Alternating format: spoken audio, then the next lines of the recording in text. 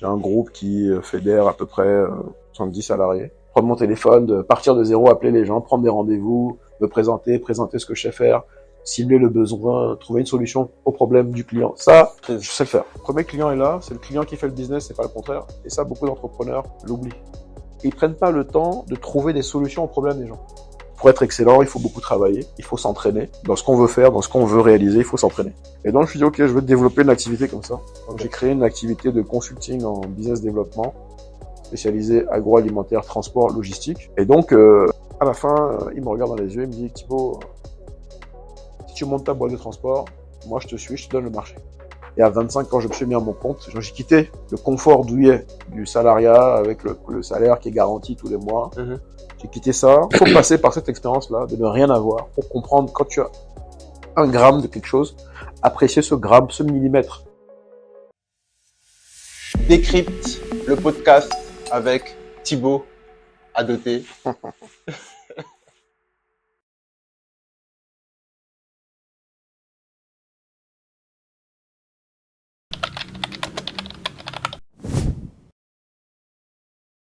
Bonjour Thibaut, Salut Yann, comment tu vas? ça va? Et toi? Ça va, En forme? la forme. Tant mieux. Je te laisse te présenter. Je m'appelle Thibaut Amel Akoué. J'ai 39 ans et je vis entre l'Europe et l'Afrique. D'accord. Voilà. Je suis né au Togo. Je suis arrivé en France en 2004 et depuis, j'évolue entre les deux. D'accord. Je suis dans les affaires. Voilà, je suis entrepreneur. J'ai des entreprises en France. J'ai un groupe qui fédère à peu près 70 salariés. Ouais. Autour d'activités qui gravitent autour de l'agroalimentaire. Donc c'est pas purement l'agroalimentaire, mais ce sont les activités qui gravitent autour. Donc j'ai une société de transport frigorifique. Donc on a une clientèle de grossistes alimentaires qui nous confient la marchandise à livrer à leur clientèle. Donc en B2B, restaurants, brasseries, charcuterie, boucherie, etc. Et j'ai aussi des restaurants. Voilà. J'ai quelques restaurants sur Paris. Ok. Et puis voilà, je fais un peu d'immobilier aussi. Voilà. Et pour finir, je fais un peu d'import-export vers l'Afrique. C'est extraordinaire. Voilà. Tu arrives en France en 2004. 2004, ouais. Est-ce que tu as hérité d'un groupe ou est-ce que tu es parti? Comment ça te démarre en fait? Moi, j'arrive en France, je suis orphelin, puisque mon père décède. Ma mère a quitté le Togo, je dois avoir 10 ans, pour la France, pour faire des études de couture. Et quand je l'ai retrouvé, donc j'avais 19 ans. Mon père, en 2003, est décédé. Et donc, quelques dérives, on va dire, comportementales. Enfin, je reste mesuré. Et donc, je dis à ma mère, faut que je vienne en France, parce que si je reste au Togo, ça va mal finir. Donc, j'arrive, je débarque avec ma petite sœur. Et 3 mois après, ma mère également décède. Okay. Donc là, on rentre dans le processus typique, orphelinat, DAS, famille d'accueil, etc. Et à un moment donné, je fais une fugue de la famille d'accueil. J'ai une petite phase un peu difficile, qui a duré 2 semaines où j'étais un petit peu sans domicile fixe. Et puis après, je tombe dans un appartement éducatif. Donc c'est des gens, c'est des appartements qui sont mis à disposition de l'État, enfin mis à disposition de jeunes en difficulté par l'État français. Donc je fais quelques temps là-bas. Et puis après, je trouve mon premier logement à Paris même. Depuis que je suis petit, j'ai toujours eu une facilité, plus ou moins, pour le business.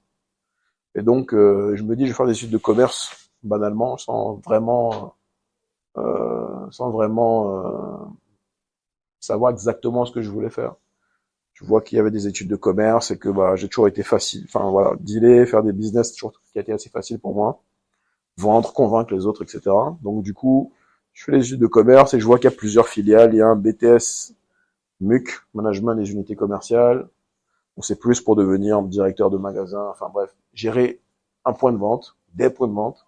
Et je vois qu'il y a aussi un BTS négociation relation client, où là on est vraiment dans du démarchage commercial, négociation, convaincre. Et donc ça me parle plus. Donc je fais d'abord une année de MUC quand même, et puis après j'arrête parce que je comprends que ça va pas.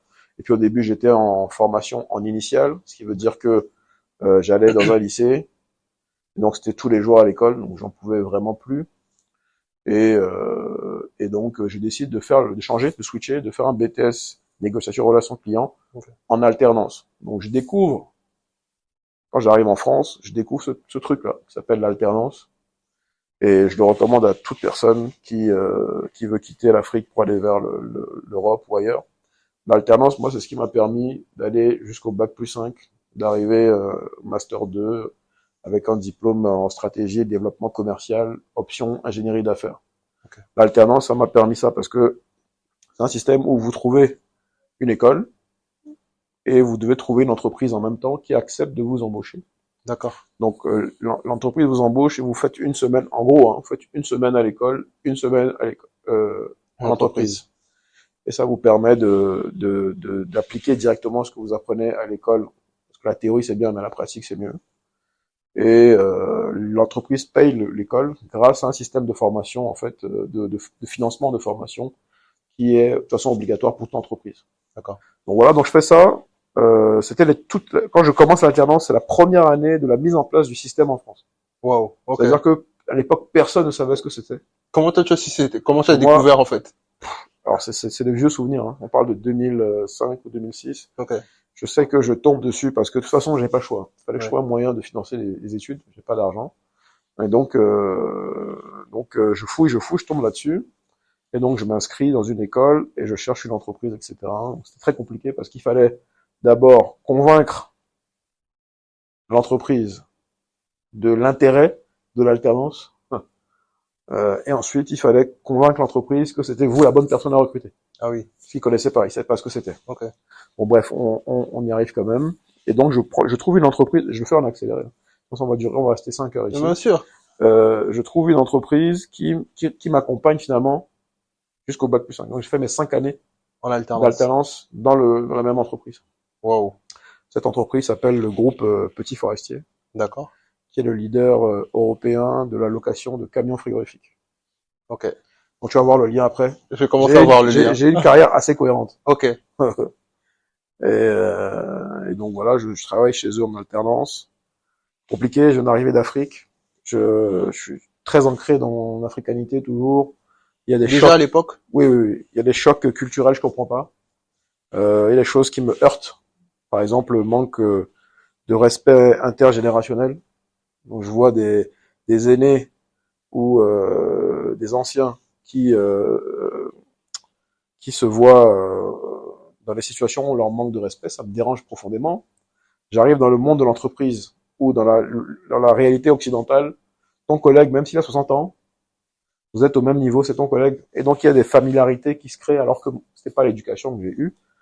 Et donc au début c'est très compliqué de bien m'intégrer.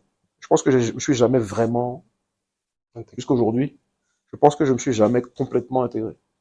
C'est quoi s'intégrer d'ailleurs? Bah, c'est l'école de la République, la laïcité, etc. Okay.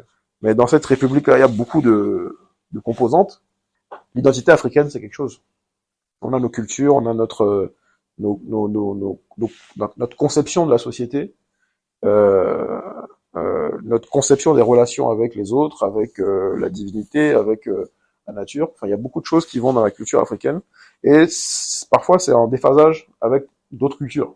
Et quand on s'intègre, il faudrait s'approprier une nouvelle culture. Ouais. Et moi, j'ai pas pu complètement le faire. D'accord. Pas pu complètement le faire. Et donc, je suis assez très attaché en fait à ça. Ouais. Ça a été un moteur en fait, je pense, pendant toute ma petite carrière finalement, de me dire qu'il faut qu'à un moment donné, je trouve le moyen de faire le pont entre les deux. Entre les deux. D'accord. Et je pense que l'Occident, c'est une excellente école. Je pense que la France est une excellente école. C'est très difficile. C'est un système difficile. Mais quand on arrive à qui peut le plus, peut le moins. Donc quand on arrive à transcender un peu certaines réalités, à percer un peu certains plafonds de verre, on arrive quand même à réaliser des choses. Et ça permet d'être, je pense, aguerri pour attaquer après le business un peu partout. Je fais mes 5 années d'alternance et puis l'entreprise qui m'a accompagné en alternance pendant 5 ans m'a embauché. Donc j'étais responsable commercial pour cette société-là de location de camions frigorifiques. Et il s'est avéré que beaucoup de mes clients me sollicitaient pour des choses qui n'avaient rien à voir avec mon métier. Comment ça? Parce qu'en fait, quand on est par exemple responsable commercial chez Petit Forestier, Ouais. on est au milieu, c'est le leader européen de la location de camions frigorifiques.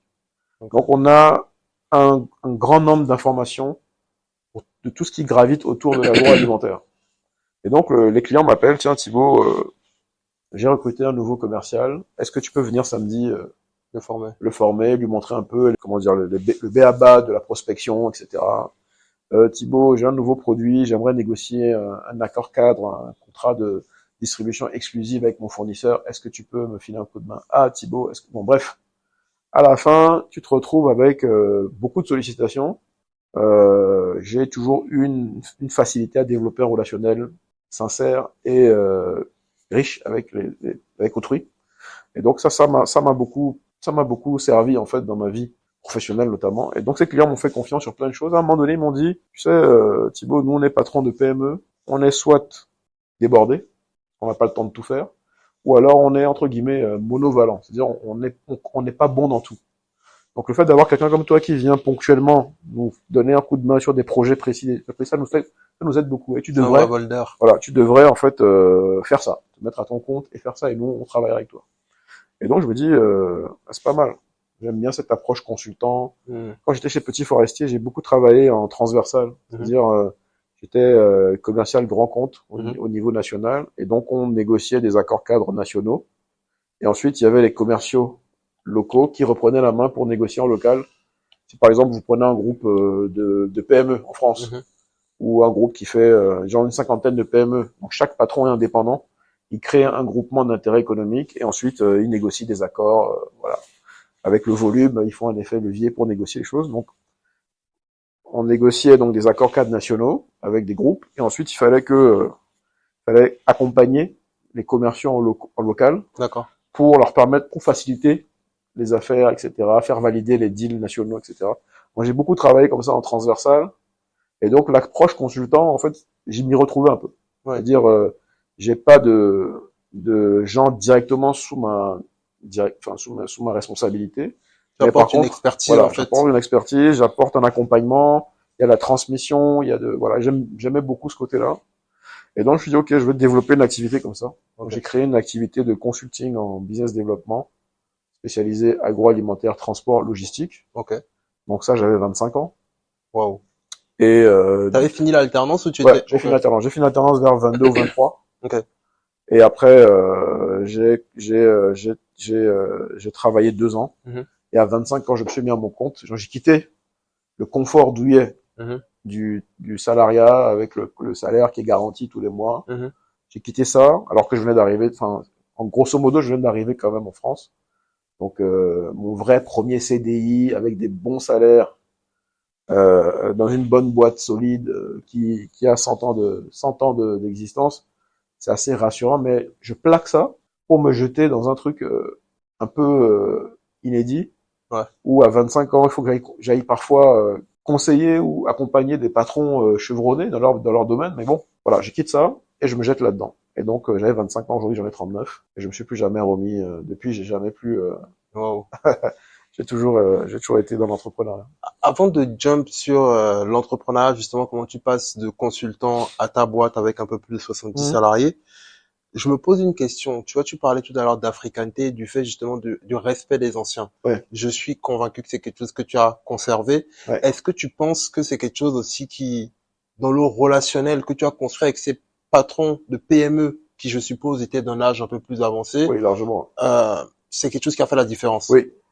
D'accord. Jusqu'aujourd'hui, ça le fait toujours. Parce que je reste un petit dans ce monde et je travaille toujours avec des gens beaucoup plus âgés que moi. J'ai en général une facilité à m'entendre mieux avec des anciens que les gens de mon âge. Souvent, je m'entends bien avec les anciens. D'accord. Et la modernité excessive du monde occidental fait que il y a une distanciation qui se crée entre les générations. Et donc peut-être que ces personnes-là d'expérience ont vu en moi un jeune qui avait une éducation, qui peut-être, je dis pas que en Occident il y a que des gens mal élevés, hein, loin de là. Bien sûr. Mais quand même il y a certaines valeurs qui se perdent. Oui. Il y a de la distanciation, il y a beaucoup de modernisation. Par exemple, les valeurs familiales sont pas forcément les mêmes. Et donc ouais, je pense que ça fait une certaine différence en fait de voir un jeune qui en veut déjà, qui est ambitieux, qui travaille, qui s'implique, qui a une histoire compliquée, mais qui est resté quelqu'un dans un chemin assez relativement propre, et qui comprend son rôle, qui a une certaine humilité dans son rapport, une serviabilité, dirais-je, parce qu'en fait, on a été éduqués comme ça, nous. Bien sûr. Moi, je me rappelle quand j'étais petit, quand tu es enfant, tu comprends que tu es enfant. Tu n'es pas le roi de la maison. Ouais. Et donc ça, c'est les choses que j'ai gardées un petit peu. Et donc ça force sacrément. Je pourrais donner des tas d'exemples précis où j'ai vu que ça fait une différence. Bien sûr. Mais réellement, ça fait une différence. Ok. Voilà. Même dans le fait qu'on puisse te confier des hautes responsabilités très tôt, c'est parce que ils voient que voilà, on est face à un jeune mature qui a les pieds sur terre, qui comprend la différence entre le mal et le bien, et qui voilà. Très je pense que ça c'est. Ouais. J'ai une deuxième question avant de jumper dans ton aventure entrepreneuriale. C'est est-ce qu'il y a des moments où tu t'es senti noir? Bien sûr. Ok. Bien sûr, bien sûr. Quel a été l'impact? Est-ce que c'était positif, négatif? Est-ce que tu penses que ce racisme c'est quelque chose qui qu'on perçoit ou que c'est réel et que c'est handicapant dans un parcours lorsqu'on décide de créer une entreprise, tu vois, en 2005 notamment? Le racisme fait partie de l'humanité. J'observe le monde, je vois bien qu'il y a du racisme partout. C'est juste la peur de l'autrui, de l'inconnu, de la différence. Et c'est aussi, pour moi, le racisme, c'est une des plus hautes preuves d'ignorance. Parce qu'en fait, c'est un refus de s'éduquer soi-même, de faire des recherches, de comprendre les fondements de l'humanité, que d'être raciste. Donc en fait, quand tu prends du recul et que je vais pas entrer dans une bagarre avec un idiot, parce qu'en fait, ce serait juste me rabaisser ou lui accorder trop de valeur. Donc, j'ai jamais été un émotif sur le racisme. Je suis pas quelqu'un qui va s'émouvoir, oh, c'est grave, on ne m'aime pas parce que je suis noir. C'est pas ma tasse de thé. Ouais. Moi, je préfère imposer le respect par l'excellence. Parce que déjà, globalement, quand tu es excellent, c'est difficile de te prendre à défaut. Ouais. Donc, pour être excellent, il faut beaucoup travailler, il faut s'entraîner. Dans ce qu'on veut faire, dans ce qu'on veut réaliser, il faut s'entraîner. Il faut être excellent dans son domaine.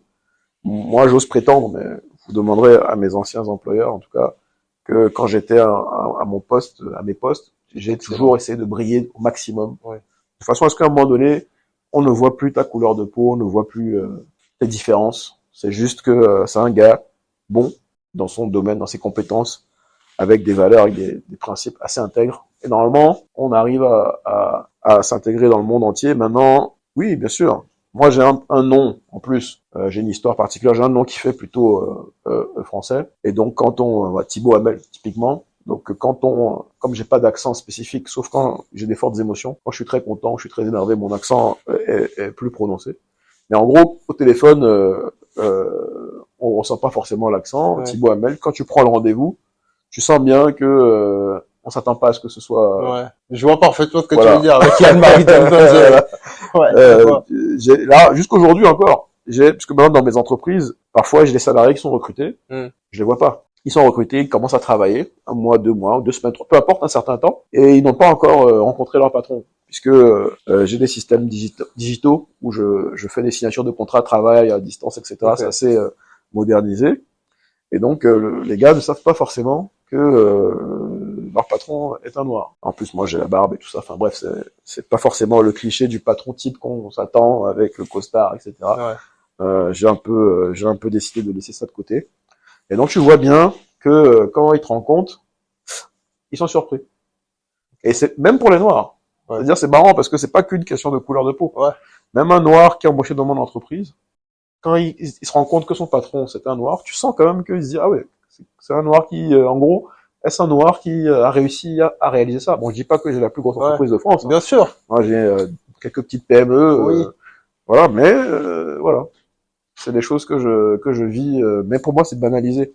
Moi, je suis pas du tout dans l'émotion, en fait. Ok, Je vais pas chercher à ce qu'on m'aime. J'ai besoin qu'on m'aime. Je suis pas comme, enfin, c'est pas ma nature. d'accord. Voilà, j'impose le respect par l'excellence, Ok. ou je l'impose directement. En fait, je n'accepte pas le manque de respect, tout Mhm. simplement. C'est comme ça que j'ai été éduqué aussi. Moi, ma mère par son exemple de comment est-ce qu'elle s'est comportée dans la vie, elle m'a appris des bases de la dignité. Ouais, Qu'on soit pauvre, qu'on soit handicapé, qu'on soit noir, qu'on soit, peu importe, tu gardes ta dignité, tu imposes ton respect. Donc voilà. d'accord. Donc Thibaut n'est pas héritier, Thibaut commence en Pas tant du que tout. consultant. Je suis pas du tout héritier. J'aimerais bien que tu me dises un peu, parce que du coup, Je vais même dire que j'ai ouais, vécu l'expérience de ne rien avoir. d'accord, C'est-à-dire que il faut passer par cette expérience-là de ne rien avoir pour comprendre quand tu as un gramme de quelque chose, apprécier ce gramme, ce millimètre. oui, Tu comprends? oui, Dans ma vie, je pense que peu auraient parié sur moi. Quand j'ai ma trajectoire d'enfance, adolescence, j'avais vraiment pris un chemin tortueux, quoi. ouais, Ceux qui m'ont connu depuis l'enfance, ils disaient, putain, lui, on n'aurait pas misé sur lui. ok, Et donc, quand tu as vécu l'expérience de ne rien avoir, comme j'ai connu, surtout quand je suis arrivé en France, les premiers moments où t'es vraiment zéro, quoi. Tu sais pas où tu vas dormir, tu sais pas où tu vas manger, tu sais pas où tu vas te laver. Tu as vécu ça. Le jour où tu as un gramme de quelque chose de bon, tu reconnais sa valeur. Et jusqu'aujourd'hui, ça m'est resté. hmm, Je ne prends pas pour acquis les choses. d'accord, Voilà. Ce que j'ai aujourd'hui, je l'optimise tout le temps. oui, Je suis tout le temps en train d'optimiser tout. d'accord. Voilà. On va revenir sur On comment va tu fais pour optimiser les choses.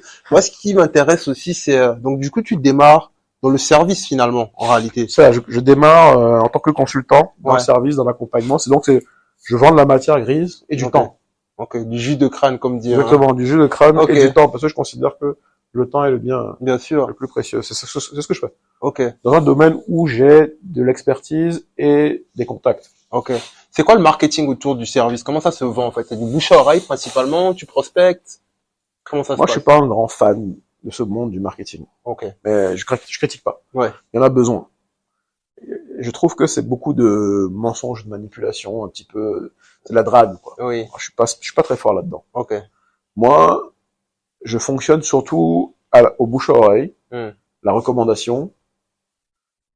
Sinon, je prends mon téléphone et je prospecte. Donc, j'ai une facilité à être chasseur dans le commerce. C'est-à-dire, ok, moi, prendre mon téléphone, partir de zéro, appeler les gens, prendre des rendez-vous, me présenter ce que je sais faire, cibler le besoin, trouver une solution au problème du client. Ça, c'est des trucs que tu maîtrises. je sais le faire. Ouais, Et donc, ouais, je commence comme ça, hein, avec le bouche à oreille. Bon, je pars avec un portefeuille de clients. En fait, j'ai beaucoup capitalisé sur l'expérience acquise. d'accord. J'ai pas voulu me disperser au début. Je dis bon ben, je maîtrise bien le domaine du transport frigorifique. Je connais bien ce métier-là. Je vais pas m'éparpiller. Donc, au début de carrière, j'ai fait que ça. D'accord. J'ai un de mes mentors qui dit souvent, faut pas se disperser, il faut se diversifier. Exactement. La question que je me pose du coup, c'est, on fait un jump en avant. Mhm. Comment tu gères, en parenthèse, tu veux que Non, non, c'est bon. ok. Comment tu gères, en fait, le jump entre conseil, consultant, à j'ai une société avec 70 personnes, avec des camions. C'est quoi, en fait? Genre, je me demande, en fait, est-ce que ça s'est fait en un an, en 2 ans, en 10 ans? Et c'est quoi les leviers En sur fait, lesquels il faut? de 2000, de 2013, de 2013, disons 2012 jusqu'à 2019, Ok, je suis dans le consulting. d'accord. Des patrons de PME et même des groupes dans des opérations de consulting, transport, logistique, agroalimentaire. Ok, Et cette expérience-là de 7 ans m'a été extrêmement utile dans la compréhension du fonctionnement d'une entreprise, de la gestion, etc.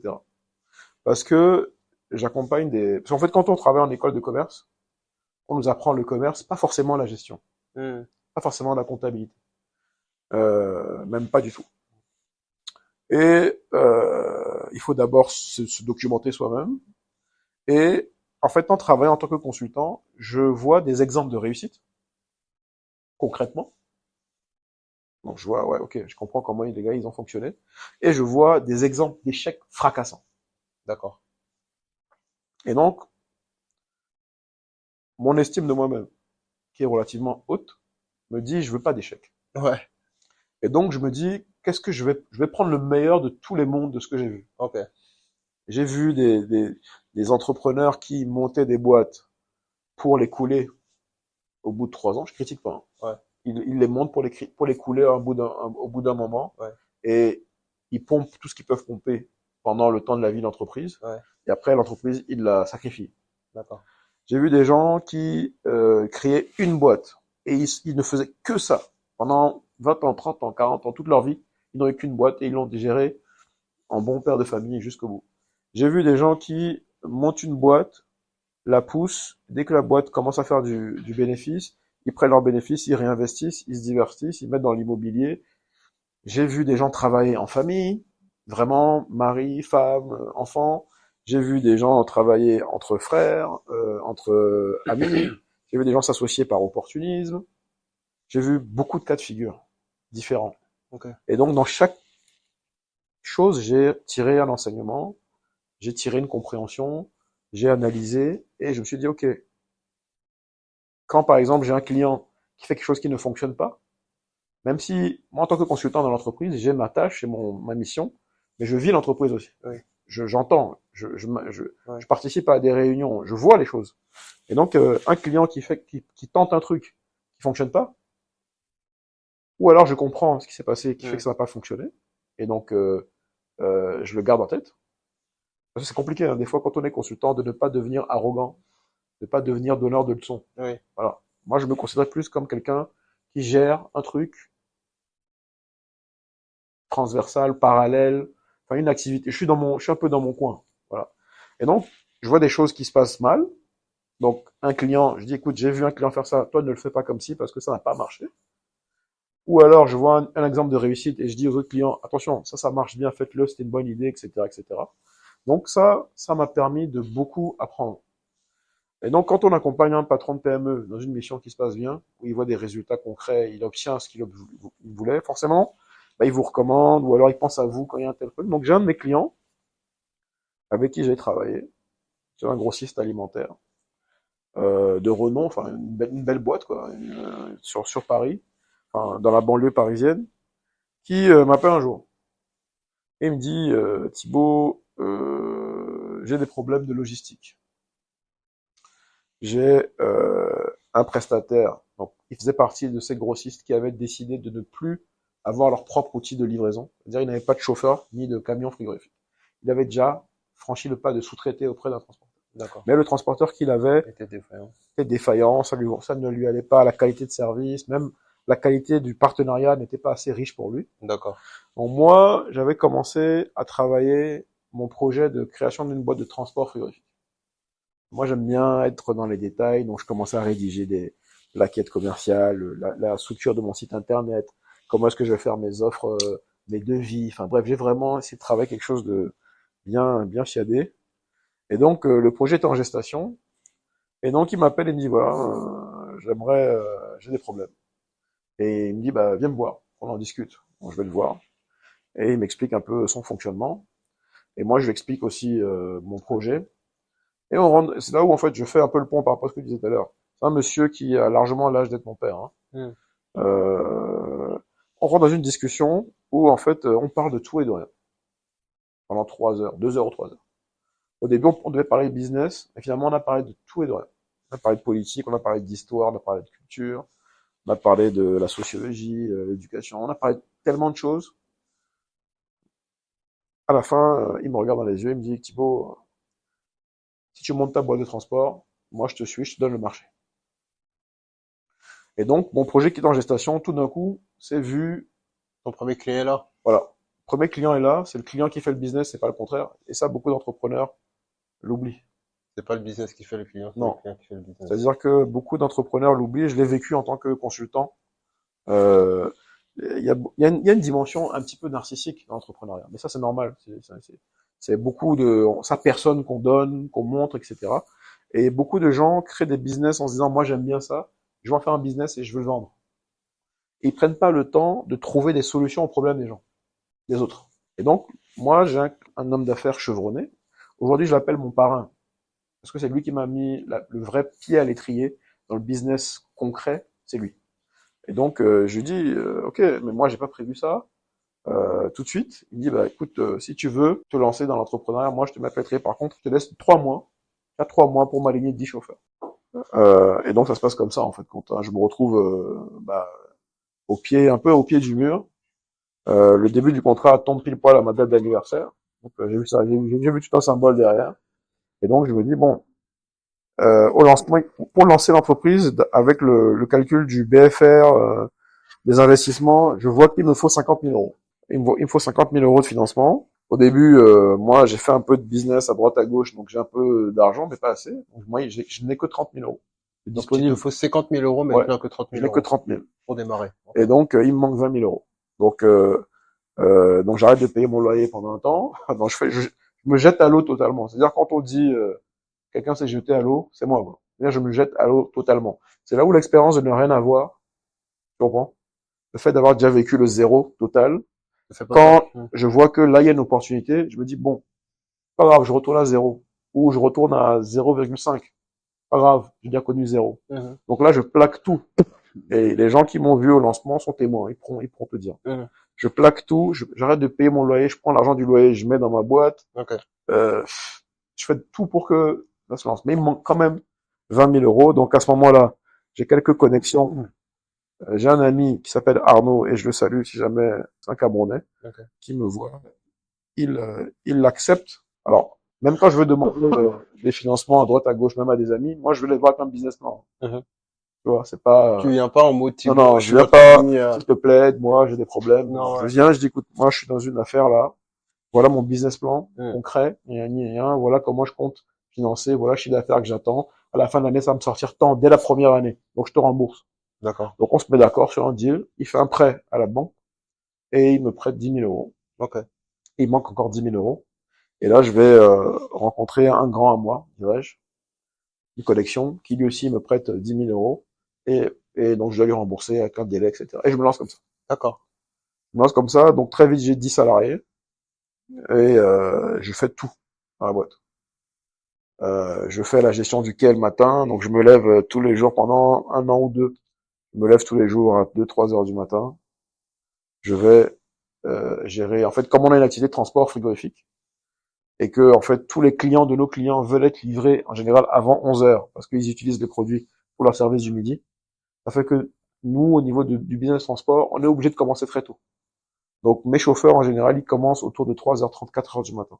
Et donc quand tu es leur responsable d'équipe, c'est le rôle que je jouais au début, hein, je jouais tous les rôles au début, commercial, patron, tout. Et donc je vais pendant 1 an et demi, 2 ans, tous les jours à 3 heures du matin, je me présente, j'accueille les chauffeurs, je les aide à charger les camions. Après moi-même, je rentre dans les camions, je vais livrer. Voilà, c'est le gars, bac+5 ou pas, ingénieur d'affaires ou pas. S'il faut repartir en bas, moi, j'ai jamais eu peur de ça. Ok. C'est-à-dire que le charbon, comme on dit là, c'est-à-dire que charbonner, c'est quelque chose. Je dis toujours que moi, j'ai une religion. Ma deuxième religion, c'est le travail. Il n'y a pas d'autre religion. Moi, c'est le travail. Moi, je suis un travailleur, j'aime travailler. Je prends plaisir à travailler. Enfin, quand je suis là à rien faire, c'est impossible, ça n'existe pas. Donc, je fais tout en même temps. Je vais faire des tournées de livraison, je reviens. J'attends les chauffeurs qui reviennent, je fais le point avec eux. Après, eux, ils vont faire la sieste parce qu'ils sont levés tôt le matin. Moi, je continue ma vie de patron. Je fais des rendez-vous avec les banques, je fais des rendez-vous avec les fournisseurs. Je négocie, j'envoie des devis à des nouveaux clients. Et puis le soir, vers 19 heures, je prépare les tournées en planification sur les logiciels d'optimisation de tournée. J'envoie au chauffeur. Je dors 2-3 heures. Je me réveille à 2 heures du matin. Je fais ça pendant 1 an et demi, 2 ans, le temps du lancement. Et première année, je pète les scores. Je fais une belle première année avec un bon résultat. Avec le résultat, je rembourse tous les gens à qui je devais de l'argent. Et là, je me retrouve à un certain montant que j'ai.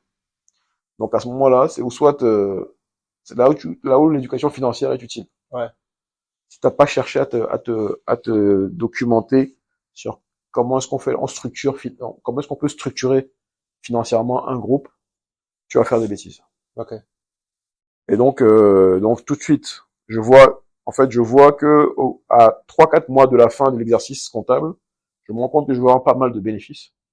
Donc j'appelle mon comptable, je dis monte-moi une holding. Donc je monte la holding, je transfère les parts de Thibaut Hamel vers la holding détenue à 100% par Thibaut Hamel. Et donc je me vends à moi-même les parts, en gros. Hein. Et donc je fais remonter les dividendes sur la holding. Et ensuite, je monte une SCI tout de suite. Et la holding aussi, hein. Et ensuite, je réinvestis, je commence à acheter des appartements. Je tombe au hasard en allant sur un voyage d'affaires à Nantes. Je tombe sur une chaîne de restauration au hasard, un concept qui me plaît, je goûte. Je trouve ça super génial. Et donc, je décide de réinvestir dans la restauration. Je me dis de toute façon, la restauration, le transport frigorifique, c'est un monde qui est complémentaire. Je connais, ça me plaît, donc je vais là-dessus. Donc là, je fais mon premier restaurant en 2021. Wow. Donc, tu vois, je crée ma première entreprise en 2019. Et déjà, dès 2021, j'ouvre un premier restaurant. Voilà. Et puis après ce premier restaurant, donc je continue l'immobilier. Je veux donner une anecdote importante. Oui. Quand je fais mes premiers bénéfices, Ouais. le vrai premier réinvestissement que je fais, c'est une librairie panafricaine à Lomé. Ah oui? Ouais. C'est quoi le nom? Elle s'appelle, je l'ai fermée parce qu'on doit faire les travaux. Bien sûr. Au début, elle s'appelait Tamerie de Lomé. Ok. Et après, je l'appelais librairie Gamessou. Est-ce qu'avec le recul, tu penses que c'était un bon choix d'avoir fait ça comme premier investissement, justement? Non, moi, je suis quelqu'un qui a beaucoup de valeurs spirituelles. Oui. Et en tant qu'orphelin et autodidacte, Mm. les livres ont joué un rôle extrêmement important dans ma vie. D'accord. Je me suis éduqué moi-même avec la lecture. Ok. Et j'ai vu à quel point la lecture m'a apporté de connaissances, d'ouverture d'esprit, d'inspiration et autres. Et donc, je trouvais normal que quand l'univers m'a permis, je vais appeler ça l'univers, parce que je veux rester le plus neutre Bien possible. sûr. L'univers m'a permis de gagner de l'argent. Je me suis dit que c'était normal Il va que d'abord redonner à l'univers ce que, donc, la librairie panafricaine, c'est du social business. Bien sûr. Ça fait pas des milliards. Bien sûr. Donc, je gagne pas d'argent avec cette librairie-là. Je peux même considérer que j'en perds. Mm. Mais c'est le business qui m'a apporté le plus de satisfaction. Parce que j'ai vu l'impact que ça a eu sur les autres. J'ai eu beaucoup de belles histoires, en fait, qui sont sorties de cette toute petite librairie-là. Bon, j'ai acheté un stock de livres. J'ai acheté pour 20 ou 30 000 euros de livres quand même. Et j'ai envoyé ça au Togo. J'ai pris un local, on a fait une librairie, etc. Et donc ça c'était le premier investissement. Puis après il y a eu le deuxième restaurant, il y a eu de l'immobilier, et puis donc 2019 Freshman, première entreprise de transport frigorifique. Ok. Ensuite premier restaurant en 2021, Ok. donc, assez audacieux comme d'habitude, parce qu'on était en plein Covid. J'ouvre le restaurant avec mon associé, on est encore en couvre-feu quoi. Ok. Ouais, c'est-à-dire que les gens doivent rentrer chez eux à 21h. Mais on prend le risque quand même. Et ça marche. Le prévisionnel que j'avais prévu, dans mon prévisionnel, mon business plan, j'ai fait dès la première année le chiffre que j'avais prévu en année 3. Wow. Donc ça a marché. Et ensuite, donc premier restaurant en 2021, deuxième restaurant en 2023, et troisième restaurant là en 2024. Toujours la même chaîne ou bien Non, ce sont? D'accord. j'ai deux restaurants qui sont des franchises. Ok. D'une chaîne de pizzeria haut de gamme. Ok. Voilà, pourquoi pas. Je suis tombé dessus, le concept, les valeurs derrière, ça m'a plu. Donc en fait, je me suis lancé là-dessus. J'ai fait un premier restaurant en 2021, deuxième en 2023 et le dernier tout récemment, C'est dingue. qui n'a rien à voir avec. Voilà. Et du coup, est-ce que tout ce qui est produits frais de tes restaurants, c'est tes propres camions que tu utilises, est-ce que tu crées Oui, ceci? oui, oui, bien sûr. Ok. Et ça, c'est les choses que j'ai appris Ok. quand j'étais consultant. Ouais. J'essaye d'avoir des business qui se nourrissent entre eux. Oui. Donc, ce que j'ai fait quand j'ai eu mes restaurants, j'ai appelé mes clients grossistes de mon activité transport en leur disant, bon, maintenant j'ai des restaurants, donc je peux être aussi client de chez vous. C'est aussi une forme de give back. Moi, je suis beaucoup dans le give back. Oui. Je pense que c'est des valeurs aussi africaines un peu. Ça, moi, c'est les miennes en Bien tout cas. sûr. La gratitude. Bien sûr. Moi, si on me traite d'ingrat, c'est une insulte Ouais. grave en fait. Et quelqu'un me regarde, me pointe du doigt, me dit, toi, tu es un ingrat. Je veux le vivre dans ma chair comme quelque chose de grave. Donc, le give back, c'est important. Et donc, les grossistes qui m'ont accompagné, ben, je leur dis maintenant, voilà, j'ai des restaurants, ben, livrez-moi. Enfin, je suis votre client. Mais en même temps, c'est Freshman, c'est mon entreprise de transport qui livre. Donc, c'est un cercle vertueux, tout le monde est content. Tout le monde est content. Dingue. Et grâce à mes restaurants, je peux même avoir des informations assez inédites que je remonte à mes clients en leur disant, il y a un de vos concurrents qui m'a démarché, qui m'a proposé un prix meilleur que le vôtre. Regardez, enfin, vous voyez, Ouais, c'est pas qu'une question d'argent. bien sûr. Il y a beaucoup, beaucoup de choses grâce à ça. Waouh.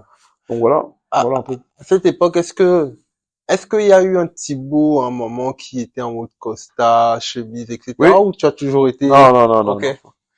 Quand je travaillais pour le groupe Petit Forestier, sorti, ouais, j'étais en costard tous les jours. d'accord, Pendant 5 ans. d'accord, Tous les jours, de lundi à vendredi, j'étais en costard. ok. Voilà. Et quand tu deviens consultant puis patron, à quel moment du coup tu switches? Tu te dis, ok, c'est bon, je lâche le constat. Moi, je suis né avec je suis né avec une âme de rebelle.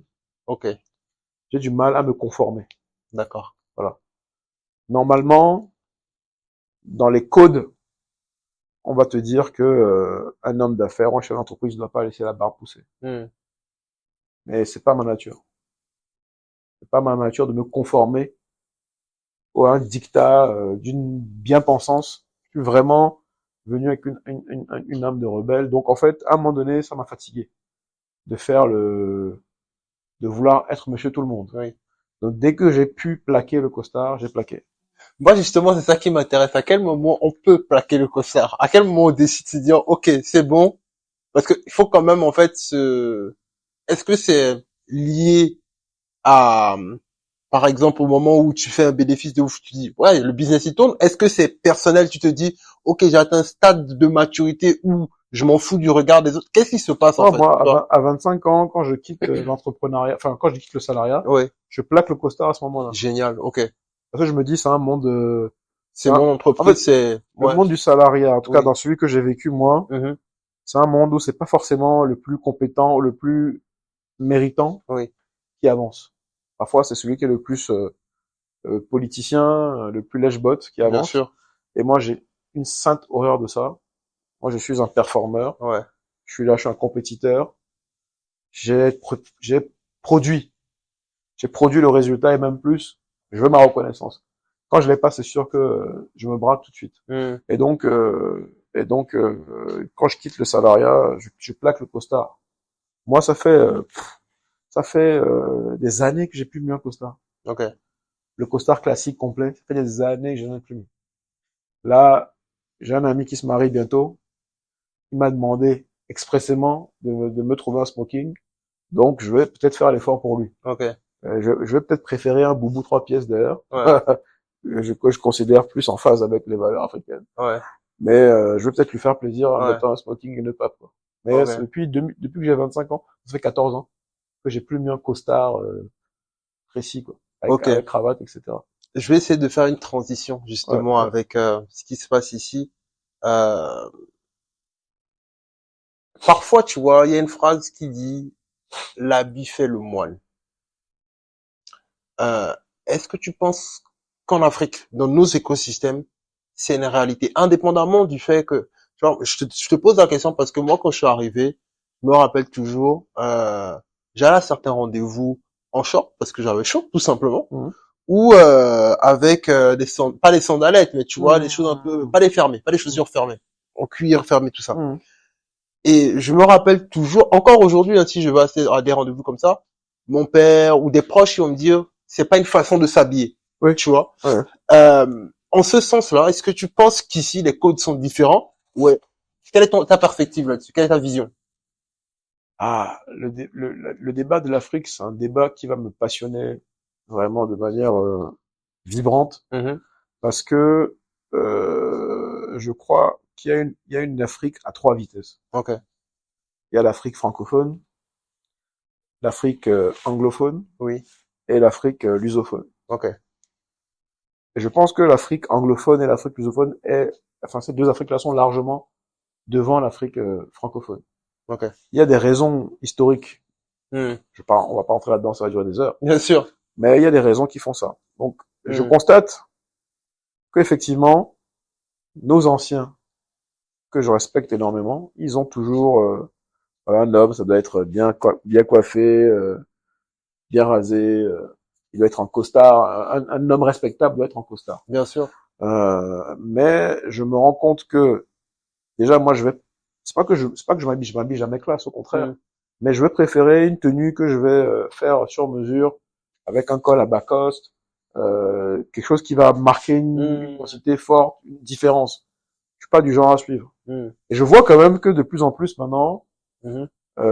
quand je vais à la banque ici, je vois que tous les banquiers ne sont pas en costard. Ok. Il y en a qui sont en tenue, tu vois que c'est une tenue, c'est le chic à l'africaine. Ouais. Voilà, il y a des présidents un peu célèbres, hein, comme Mobutu, Ouais. on fait la promotion de ce style. Obasanjo, Voilà, Goodluck avec son c'est ça. Ouais. Donc, Ouais. on voit bien que l'Afrique anglophone a gardé une forte identité. Oui. Ça se voit. Bien Chez sûr. nos frères ghanéens, chez nos frères nigérians, on voit bien que pour eux, le tip top de la classe, c'est pas vraiment le costard 3 pièces. Pour eux, le tip top de la classe, c'est un beau boubou 3 pièces, bien cousu, avec des broderies. Donc en fait, ça change. Ça change. Je constate que les choses évoluent un petit peu. Après, je crois que l'habit ne fait pas le moine. Mm. Je pense que l'habit ne fait pas le moine. Je pense que quand on est excellent, en fait, l'excellence, ça finit par mettre tout le monde d'accord. Bien sûr. Quand vous regardez des pointures comme Steve Jobs, vous voyez des pointures comme, je sais pas moi, des gens qui Masque. Elon Musk, ces gens-là, ils sont pas dans les codes, hein. Ouais. C'est des gens brillants, c'est des esprits brillants, et ça fonctionne. Ouais. Quand tu es obligé de te déguiser, c'est que tu es une coquille vide. Pour moi, Oui. quelqu'un qui est obligé de se déguiser pour être crédible, c'est que c'est une coquille vide. Oui. Voilà. Oui. Je suis bien Oui. habillé, je joue avec l'image, mais j'ai aucune compétence, j'ai aucune capacité à me démarquer des autres par la création de mon esprit. Vaut mieux un esprit riche, une volonté de travail forte, une capacité à avoir de l'audace que un pantin. Ouais. Bon, je veux pas dénigrer, hein. Bien sûr. Moi, j'accepte, je trouve classe un homme bien habillé. Bien Quoi sûr. qu'il Donc, arrive, parfois, c'est un choix, mais d'autres fois, en fait, c'est quoi quelque qu'il chose. arrive, quoi qu'il Ouais. arrive. Alors, être bien habillé, c'est important C'est clair. de refléter une image positive de soi-même. C'est clair. L'estime de soi, ça passe aussi par l'habillement. Bien sûr. Mais chacun son style. Ouais. Voilà, moi, je critique personne, chacun ses trucs. Mm. Mais je pense qu'il est temps que l'Afrique, en fait, sorte de ces clichés-là, parce que c'est des choses qui nous ralentissent. On est trop euh, dans le paraître, on est, il faut qu'on sorte un peu de ça, ce système un petit peu lourd là, où on n'est pas dynamique, il y a des procédures, ça ne nous aide pas. Moi, Mm. je le vis aussi en France. La France, c'est un pays de procédures, c'est un pays de papier, c'est un pays de diplôme. Quand t'as pas de diplôme, tu peux pas avancer. Il faut pas que l'Afrique, en fait, trop s'imprègne de ça, parce que visiblement, ça ne paye pas. C'est mon point de vue, hein, Bien sûr. très humblement. Personnellement, je le partage, mais effectivement, il y a une différence entre les Afriques francophones et anglophones. Ouais, Une question que je me pose, c'est quand je vois ta personnalité, quand je vois le mindset que tu as, est-ce qu'à un moment tu t'es pas dit j'ai envie d'aller vers des pays anglophones? Est-ce que c'est peut-être le cas ou en fait, quand j'étais plus jeune, j'étais un obsédé de la culture américaine, D'accord. parce que j'ai toujours été très hip-hop. Oui. Jusqu'aujourd'hui, j'aime beaucoup le rap, le hip-hop, etc. Depuis que j'ai 12 ans, Mhm. j'ai toujours été très basket.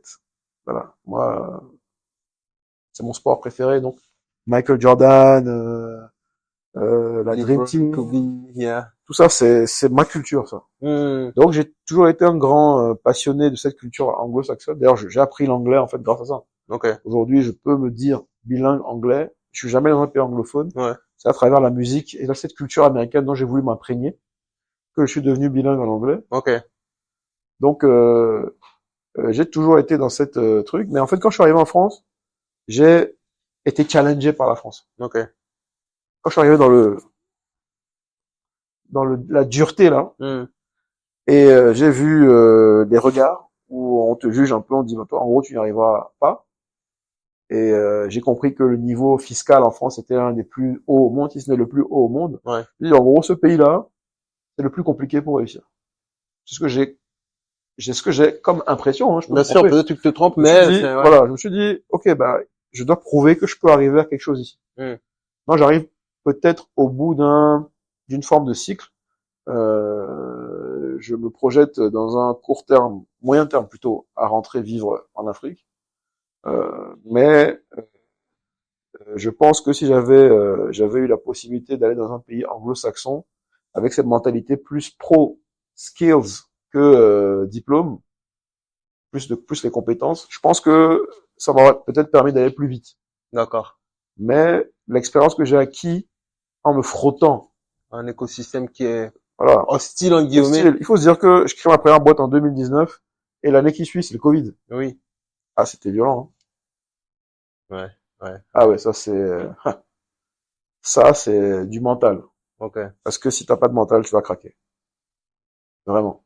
Ok. Tu crées ta première entreprise et tu tombes dans le Covid 2020. Alors moi, j'étais dans le transport frigorifique. Oui. Donc forcément, quand les restaurants sont fermés, moi, Ton business, il est impacté l'activité, direct, en fait. disons que là où je faisais 100, je passais à 10, quoi. Ouais. Nous, on est dans le digital. On a créé en 2018, mais on a eu de la chance avec le Covid, au Bah oui, contraire, c'était mais, l'opportunité. ouais. Bah oui. Ouais. Donc, quand je vis ça, je me dis bon, qu'est-ce qui va encore m'arriver, qu'est-ce qui peut encore m'arriver où je vais être en train de trembler. J'ai vécu. Je vais pas encore dire que j'ai vaincu, Mhm. mais j'ai vu et j'ai vécu. Ok. Voilà, Ok. Ok. Ok. voilà. Donc, là, tu es dans une démarche de développer du business, donc, du coup, maintenant, au Togo spécifiquement, où tu as une vision panafricaine du business aussi, quand tu démarres un Moi, business. j'ai une vision juste panafricaine de la vie globalement. Ok. Hein, je suis un gros panafricain. Euh, En fait, je constate l'éveil progressif de l'Afrique. D'accord. Je vois de nouveaux business arriver, nouvelles mentalités arriver. Je vois le développement des technologies. Je vois le développement de la classe moyenne qu'on n'avait pas avant. Bon, à mon époque, quand j'étais petit, la classe moyenne n'existait pas. La bancarisation était faible, donc il n'y avait pas beaucoup de cadres intermédiaires, etc. Et donc, je me dis, je ne veux pas sacrifier l'élixir de mon énergie. Comment dire? Je ne veux pas sacrifier l'élixir de mon énergie sans avoir donné une partie à l'Afrique. C'est-à-dire, D'accord. là, je me sens encore la force de me lancer de repartir encore à zéro. Demain, on me dit, Thibaut, tu recommences à zéro en Afrique. J'ai encore l'énergie de ça. Ok. Je sais pas si dans 10 ans, Tu auras encore cette je sais énergie. pas, peut-être, Oui. mais je sais pas. Donc, je me dis que j'ai, je me suis prouvé à moi-même et un petit peu aux autres aussi que j'étais capable de faire des choses qualitatives, concrètes, fonctionnelles. Cette énergie-là, ces compétences-là, cette envie surtout là, j'ai envie de la mettre à disposition de mon continent. Alors, je suis extrêmement patriote et chauvin, d'accord? Tu me feras difficilement dire un autre pays est meilleur que le Togo. Hmm. Je pense que j'y arriverai pas. Même si, objectivement, je sais que, pour moi, mon pays, le meilleur pays du monde, c'est le Togo. Ouais. Donc, je ne me vois pas vivre ailleurs qu'au Togo. Mais aujourd'hui, malheureusement ou heureusement, globalisé, on a aujourd'hui les frontières entre les pays voisins. Enfin, on peut circuler quand même dans les pays d'Afrique de l'Ouest. Il y a des bouleversements. On a des pays comme le Mali, le Niger, le Burkina qui sont rentrés dans une dynamique d'émancipation. Hmm. Ça va créer des bouleversements, ça va créer du chaos, ça va créer de la renaissance. Et il y a toujours des opportunités à ce moment-là pour ceux qui ont l'audace et la bonne idée au bon moment. Donc je me dis qu'il faut que dans les 3 prochaines années, je passe plus de temps en Afrique qu'en Occident. Donc D'accord. j'ai engagé un processus depuis 2018, où je rentre quasiment 6 fois par an. Ok. Voilà, je fais à peu près 6 voyages par an vers le Togo. Je fais des 10 jours, 2 semaines pour rencontrer des clients, enfin faire avancer des choses, enfin d'autres, aussi m'imprégner de ce qui fonctionne, ce que j'observe en tout cas. Et donc j'organise comme ça petit à petit mon retour. Je fais des petits placements, je fais des petits achats, un peu de terrain. Je commence à tâter des choses, faire un peu d'import-export. Je suis, j'aime beaucoup manager les humains. D'accord. Je trouve que observer, vivre avec les humains, ça permet de développer une certaine science. Hmm. Donc j'aime bien les business où je travaille avec des gens. D'accord. Les business un peu plus dans le retailing, j'aime bien en fait, c'est ce côté transmission, partage, etc. Donc c'est pour ça que naturellement je me sens à l'aise dans la restauration, dans le transport, parce que là, enfin, on est sur des choses concrètes, quoi. On gère des humains, on gère Bien sûr. des mouvements, enfin c'est des choses assez pratiques. Et donc je me dis je peux pas m'investir à 100% dans un business en Afrique ou investir de grosses sommes dans un business en Afrique sans y vivre. Oui. Ça n'aurait pas de sens. D'accord. Parce que j'ai toujours été proche de mes business. Hmm. Mes restaurants, par exemple, je prends ma voiture en 15 minutes, j'y suis. Bon, pour le plus éloigné, on va dire 40 minutes. Ma boîte de transport, pareil. Je prends ma voiture, s'il faut que j'y sois, parce qu'il y a une réunion, parce qu'il y a une urgence, peu importe, je prends ma voiture, en 45 minutes, 50 minutes, j'y suis. Donc, je pense qu'une entreprise a besoin de sa locomotive, en tout cas, surtout au démarrage. Donc, je voudrais me dire que je fais de gros investissements, de gros projets quand je sais que je vis. D'accord. Voilà. Donc, c'est en grosse gestation. En grosse gestation. Ouais. Ok. On n'est plus dans la petite gestation, se poser des questions, est-ce que oui, non. Là, c'est concret. Je sais que je vais le faire. Maintenant, à quel moment précis, dans quel business précis. Pour l'instant, je suis en train de flairer les opportunités. Je fais des rencontres, je fais des contacts. Hmm. Voilà. Je pense que ça va finir par déboucher sur quelque chose. J'ai déjà identifié, en tout cas, des choses précises où je voudrais travailler, quoi. Ok. Tu as déjà commencé à poser certaines billes, certains business que tu as commencé à lancer. Moi, la question avant de rentrer un peu sur ces business justement que tu démarres et certains sont plus avancés en Afrique et spécifiquement au Togo, c'est est-ce que on pourrait vite rentrer dans le préjugé de se dire, ok, le mec il a réussi à lancer un business en France, tu vois, environnement plus hostile, plus compétitif, du moins on va dire ça Mhm, comme ça, mhm. plus compétitif. Est-ce qu'on est-ce qu'on peut avoir le raccourci de dire ce sera facile ici? Ah non. Moi, j'ai toujours pour habitude d'appréhender chaque nouvelle expérience, chaque nouvelle rencontre, comme si c'était la toute première fois que je découvrais la vie. D'accord. Donc je prends tout, j'ai pas, au démarrage, j'ai pas d'appréhension. C'est-à-dire que je viens vers l'Afrique avec une très grande humilité. Pourtant, j'ai une légitimité, je suis né ici, je Hmm. connais 19 ans, je connais bien l'Afrique, je connais bien mon pays. Mais quand même, voilà, depuis 2004, je vis plus en France qu'au Togo. Les mentalités ont évolué. Je vois les bouleversements, enfin, des fois même en 2 mois, entre Hmm. deux voyages, je reviens, je vois qu'il y a des choses qui ont bougé. Ouais. Donc, je ne vais pas arriver comme un cador. C'est moi le grand maître. Là, c'est parce que c'est toi que Ouais. j'accepte de faire ce qu'on fait là. Ouais. De manière générale, je suis quelqu'un de très Discret. discret sur mes activités. Oui. Voilà, je vais sur les réseaux sociaux, je vais montrer des choses enfin voilà, des cigares, des choses que j'aime bien, Ouais. mais je vais pas beaucoup m'étendre sur ce que je fais, ce que je réalise. Ça, je trouve que dans la discrétion, on a plus de contrôle, plus de pouvoir. Oui. Mais je me dis quelquefois, il faut aussi sortir de son ombre pour inspirer les autres. Oui. Donc, je vais pas arriver en Afrique avec le gars. Moi, j'ai réussi en France humblement, parce qu'il y en a qui réussissent mieux que moi. Ouais.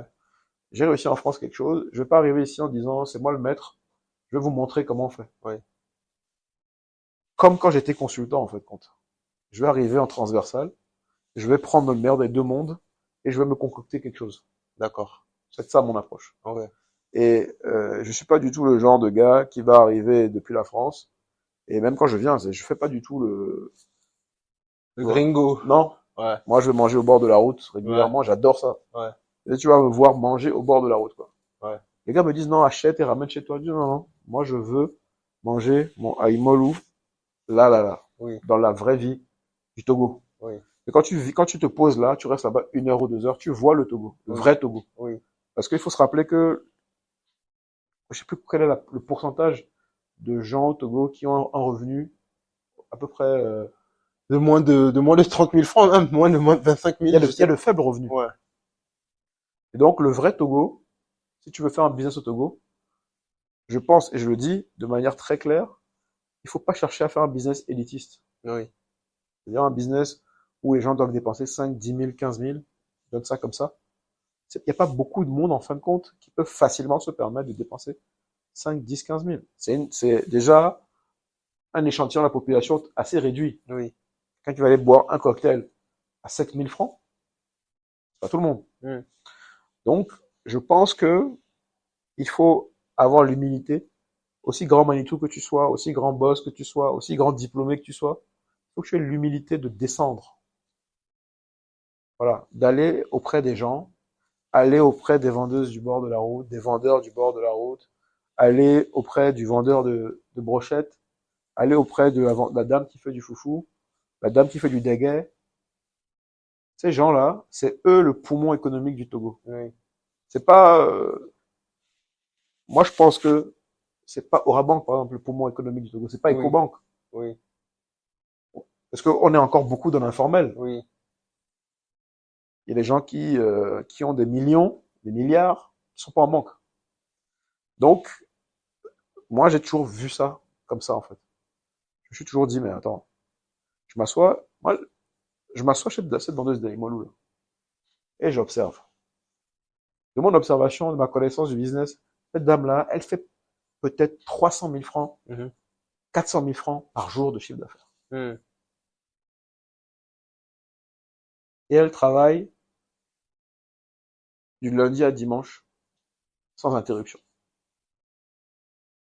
Ça veut dire, si je calcule bien, elle fait à peu près 12 millions d'euros, 12 millions de CFA de chiffre d'affaires par mois. Mais c'est une grande entrepreneuse, faut la respecter.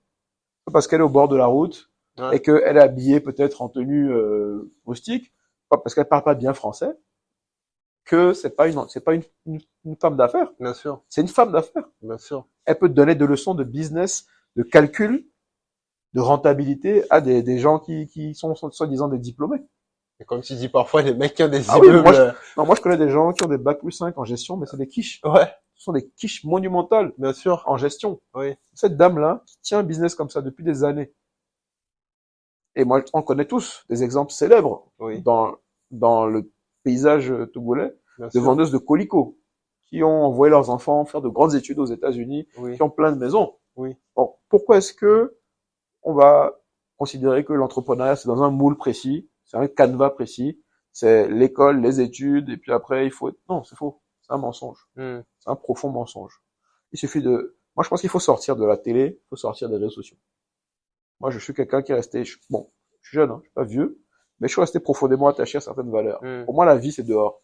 C'est pas les écrans. Donc, quand je veux comprendre comment fonctionne mon pays, je vais à la rencontre de mon pays.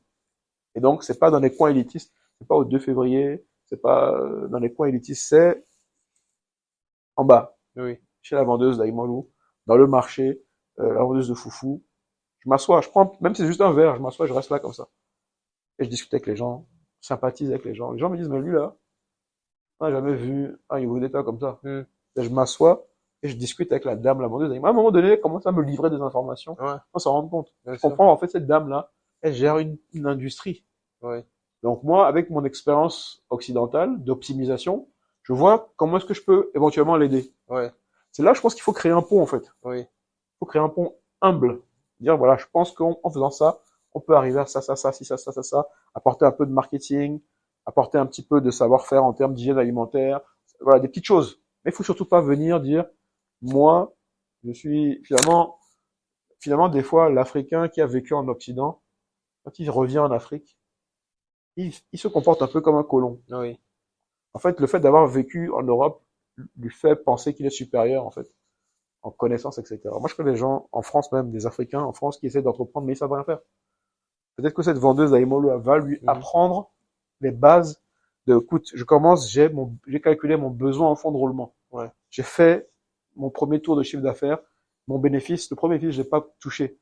J'ai mis de côté. J'ai relancé tu vois ce que je veux dire? Bien sûr, je comprends. Ces dames-là, elles ont ces trucs-là. Bien sûr. Alors, elles sont pas allées à l'école, on leur a pas appris, mais en fait, c'est comme on dit, c'est le bon sens paysan. À un moment donné, il y a un bon sens qui fait que tu prends des décisions factuelles, bien sûr. tu t'adaptes à une réalité. Pourquoi est-ce que on ne ferait pas le pas vers ces gens-là? D'accord. Ok. Pourquoi? Pourquoi Ok. pas?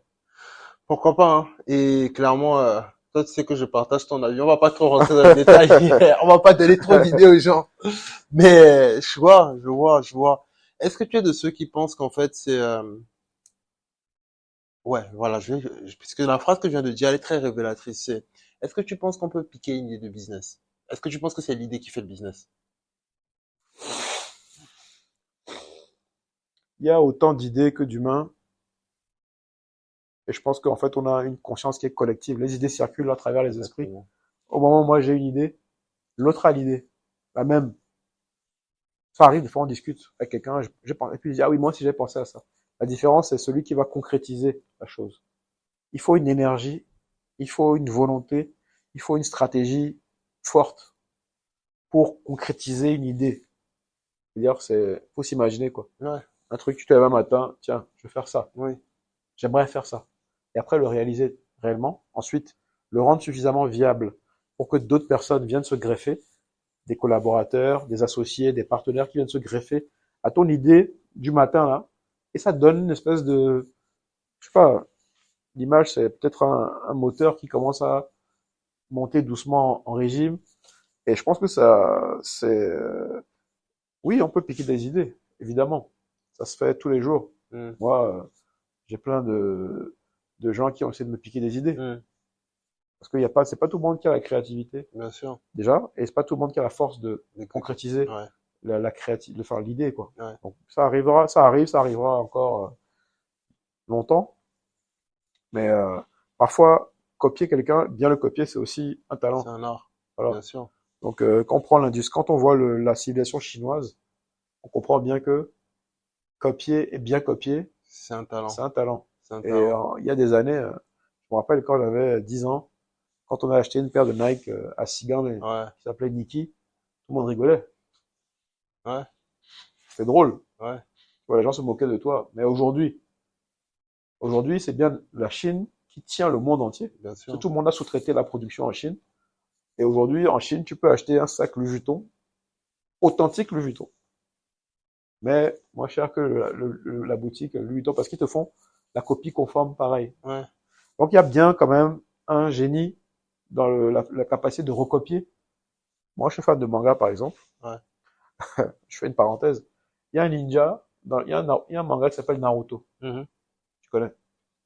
Dans Naruto, il y a un ninja très célèbre qui est, qu'on appelle le ninja copieur. Oui, Il s'appelle Kakashi. Kakashi Tensei. Et Kakashi Sensei, c'est un génie. Ouais. Parce que il voit une technique qui n'est pas la sienne, Hmm, et il analyse, il la recopie, il arrive à la refaire. hmm, Donc je pense que moi, avec l'estime que j'ai de moi-même, je vais pas être du style à copier une idée d'un autre. Parce que j'ai un respect de la propriété intellectuelle.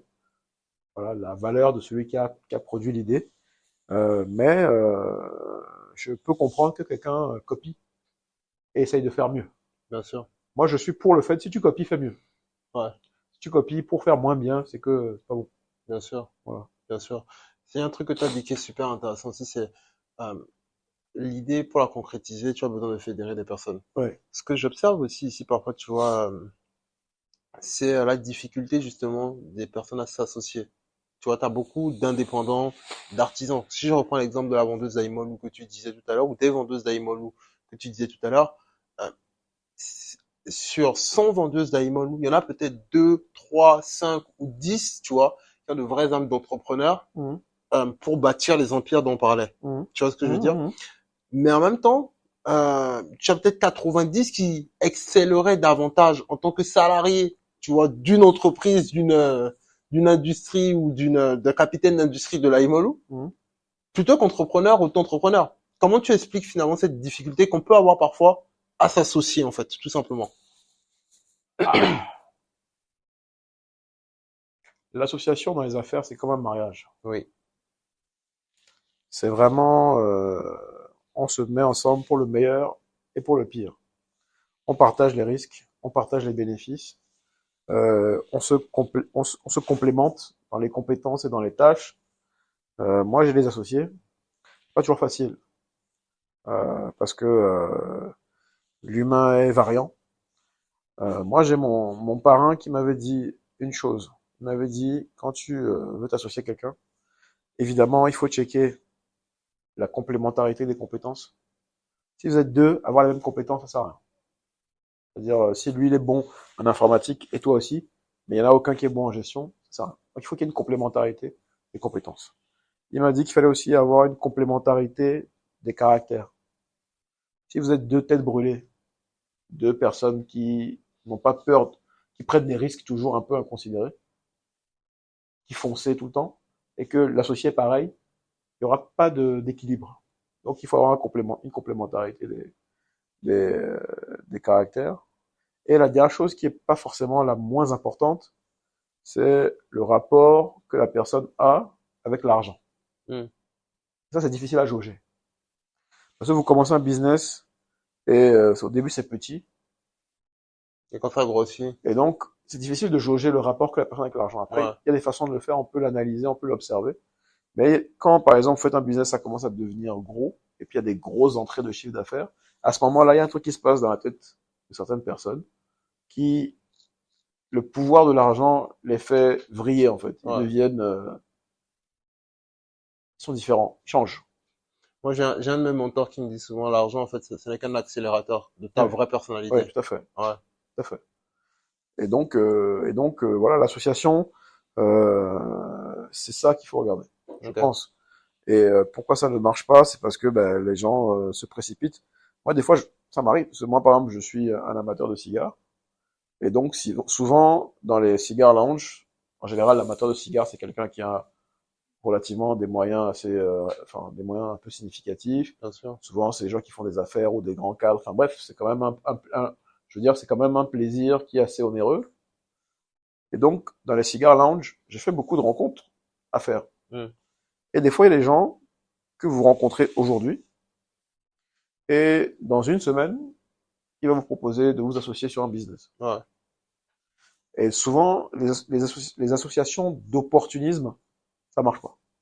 ok. Vous pouvez vous associer de façon opportuniste pour faire un coup.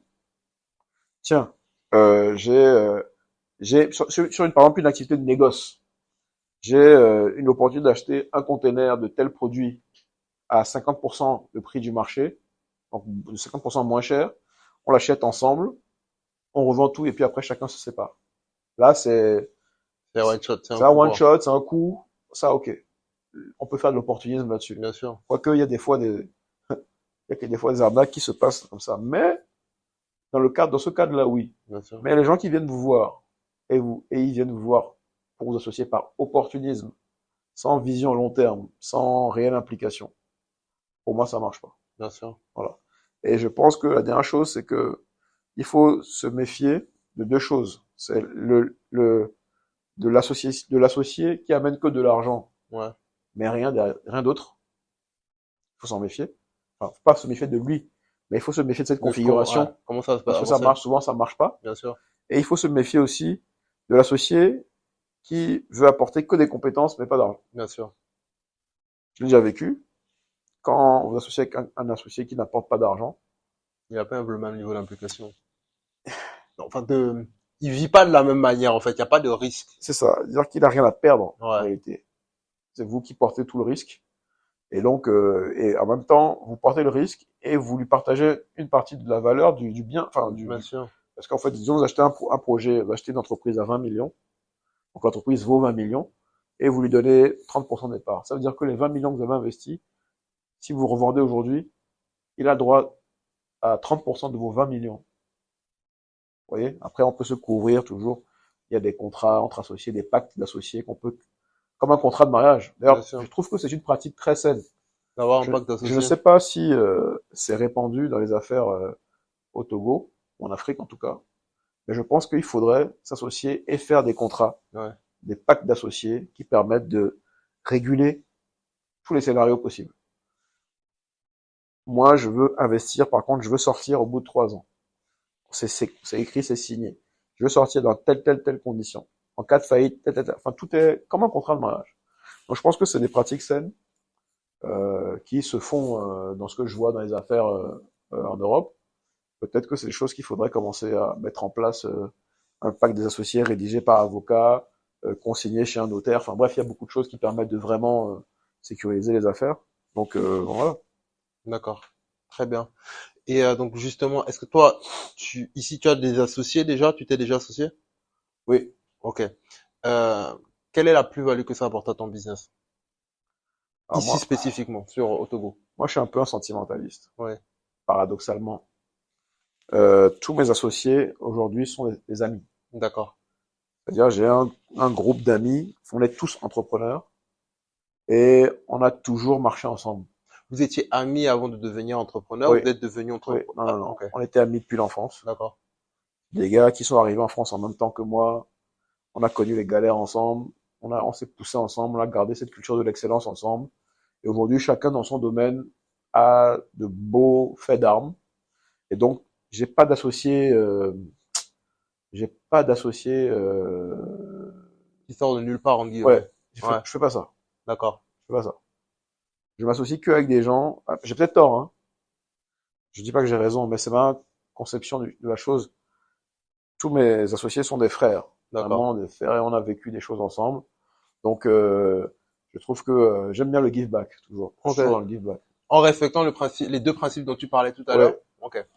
ouais, bien sûr. Donc, j'ai des associés ici, heureusement, parce que quand je vais négocier, par exemple, mes négoces de champagne, vin, etc. Donc moi, dans le deal, moi, je suis celui qui s'occupe du sourcing, parce que dans la troupe, je suis un peu l'épicurien de la troupe. D'accord. Quand on était déjà petit étudiant, en fait, c'est moi qui cherchais toujours le petit vin, le petit. Tiens, les gars, j'ai trouvé un nouveau vin, rien. Donc j'ai toujours été comme ça. Ouais. J'étais toujours celui qui faisait la cuisine, tu comprends? Donc en fait, j'ai gardé ce côté-là. Donc c'est moi qui vais flairer les bons produits, les Bien bonnes sûr. affaires. C'est moi qui fais la négoce là, sur place, donc les prix, les conditions, etc. Quand j'ai flairé une opportunité, je partage l'opportunité avec mes associés. Je dis voilà, j'ai trouvé ça. Qu'est-ce que vous en pensez? Il y a deal ou pas? Et donc à partir de là, on engage ensemble des fonds pour commander. Et quand ça arrive, il y a aussi le travail de ceux qui sont en place ici, qui s'occupent de faire le business, d'aller voir les clients, d'aller démarcher, promouvoir, etc. Et on travaille comme ça en équipe. Comme tout le monde est dans les affaires et que tout le monde a un certain niveau, je dirais financier, il y a pas de jalousie, il y a Bien pas sûr. de ah il va me voler de l'argent parce que bon, on prend des risques ensemble, Bien sûr. mais il n'y a pas quelqu'un qui est en souffrance sur des besoins un peu, on dirait entre Au guillemets quotidien. alimentaires, Bien sûr. alimentaires comme tu allais dire, Hmm. et ça évite des problèmes. Je pense que c'est important aussi dans Bien les sûr. affaires de prendre en compte ça aussi. Bien sûr. C'est clair. C'est clair.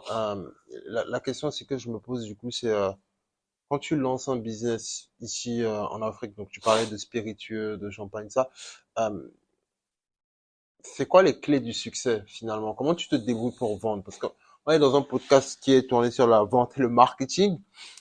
Et je me pose donc du coup la question de les particularités que tu as ici. Tu parlais beaucoup de relationnel, pas de relationnel, mais de bouche à oreille, de recommandations en Europe. Est-ce que c'est les mêmes codes que tu observes ici? Est-ce que c'est plus simple parce que justement en fait bah tu arrives avec un passif d'entrepreneur en Europe, tu as des connaissances aussi ici qui ont des business et ça va plus vite. Comment ça se passe en fait? J'ai un peu ma réponse hein, mais je te la pose à toi. Non, non, je vais essayer de répondre. En fait, au Togo spécifiquement, Hmm. on est sur un tout petit marché. Ouais. On est déjà un petit peuple. Je sais plus, on est 8 millions, je 8 crois. millions. On est 8 millions seulement. Euh, on a une capitale, essentiellement. Et après, ça fait un tout petit marché. Donc, comme c'est un petit marché, rapidement, tout le monde se connaît. Tout le monde sait qui est qui fait quoi. Et on marche beaucoup au Togo avec les réseaux. Bon, dans le monde entier, hein. Mais quand on est dans un tout petit pays comme ça, C'est accepté. ça va très vite. Ouais.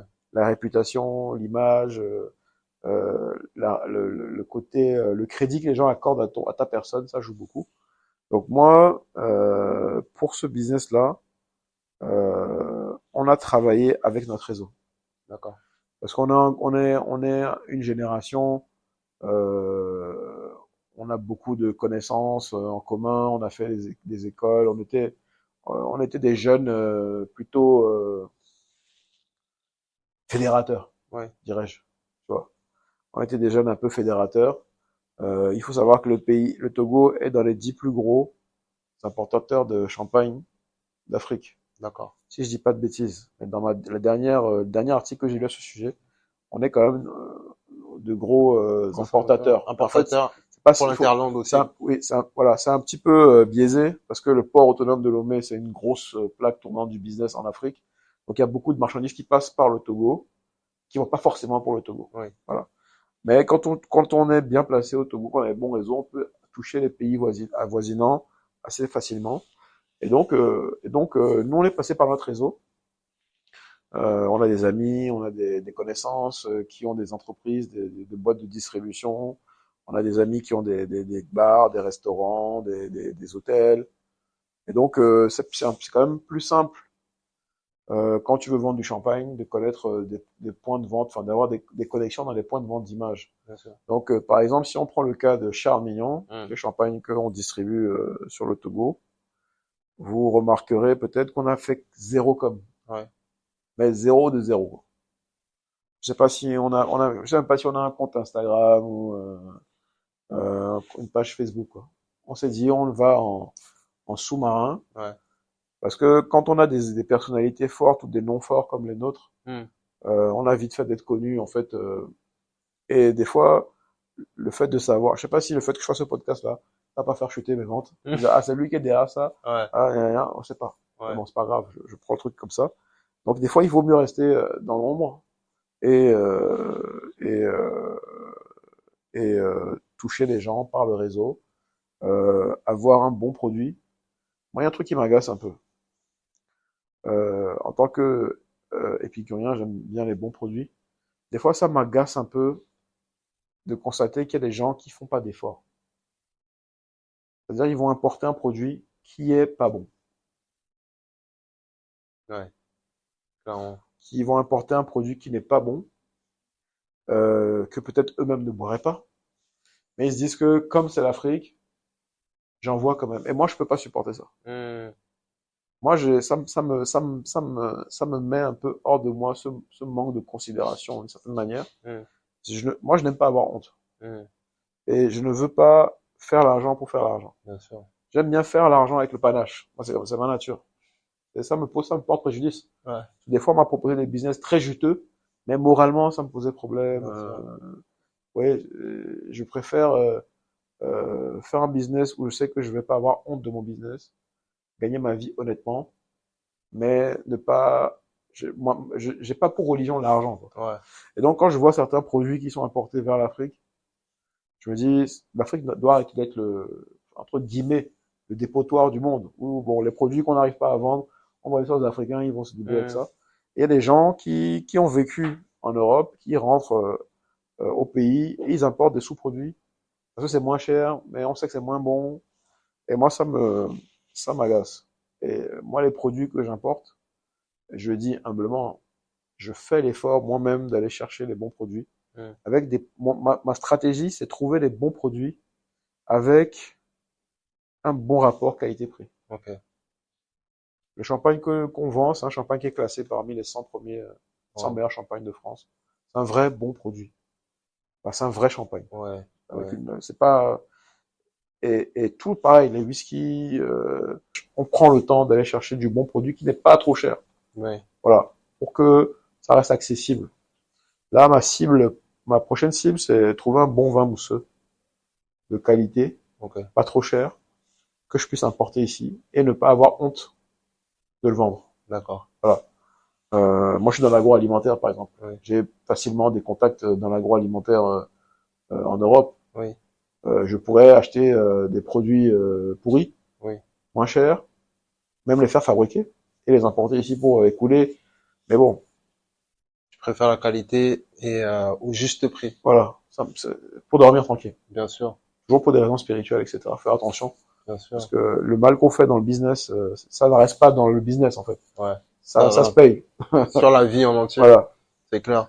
C'est clair. Est-ce que il y a un truc qui était super intéressant dans ce que tu disais tout à l'heure.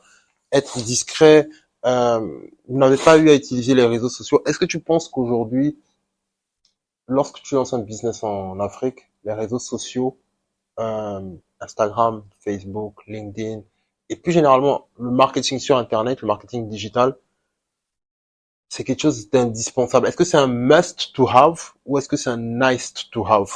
Non, je pense que c'est un must to have parce que on est en 2024.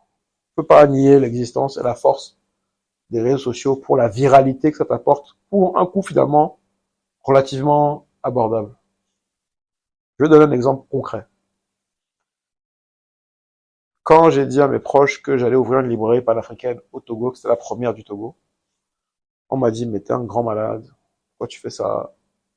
Ça n'a pas marché. Les Africains n'aiment pas lire. Et je vends des livres panafricains.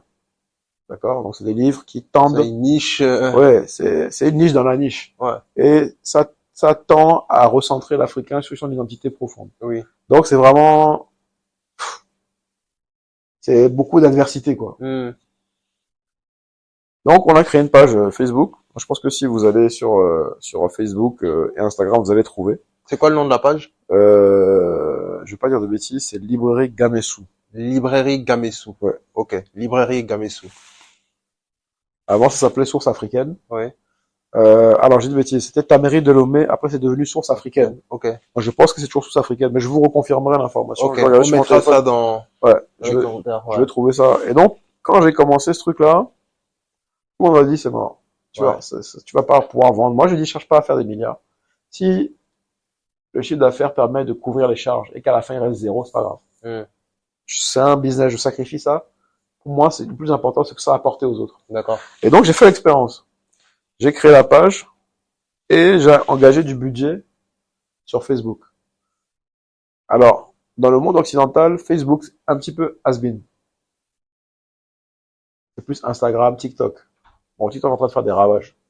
Mais j'ai été surpris de voir la force de Facebook en Afrique. Oui.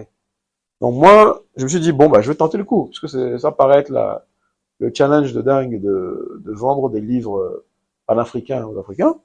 Donc j'ai mis des articles et j'ai payé la sponsorisation sur Facebook.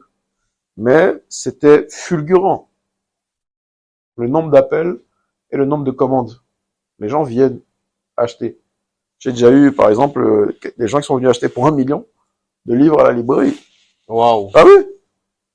1 million de livres dans une librairie oui, panafricaine à Lomé. Il y a un monsieur qui est venu et il a dit que il a longtemps entendu qu'il y a un truc comme ça au Togo, parce que bon, on arrive dans une ère aussi où les gens se posent beaucoup de questions. Oui.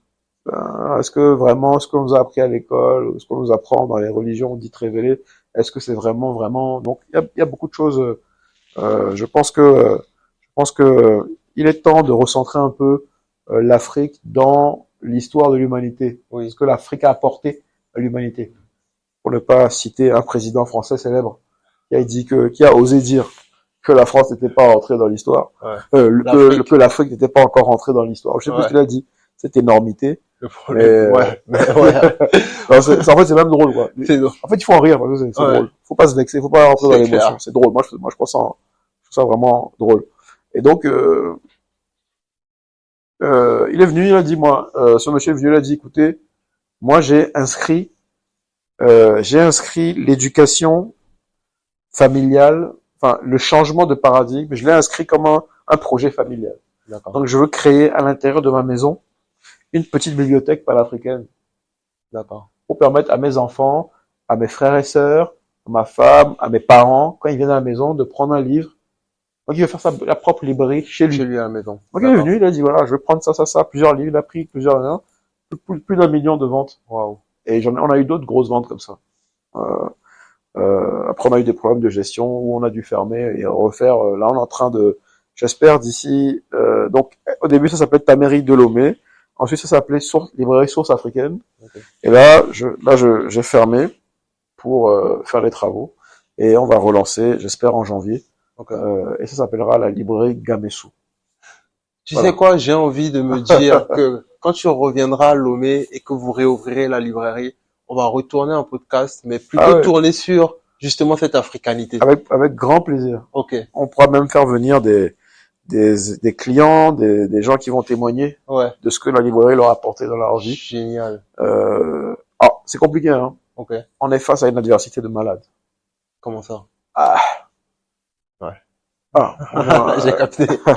on est en 2024, Ok. on est au Togo, Oui. commencer à investir dans le panafricanisme, même si c'est que des livres, c'est une puissante arme. Si on commence à ouvrir le cerveau des Africains à leur plein potentiel, ça peut peut-être déranger des personnes.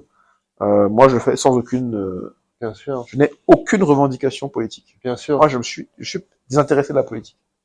Voilà, j'aime pas du tout ça, ça m'intéresse pas. Oui. Qui est président, qui est truc, qui est ministre, Ouais. j'en ai rien à faire.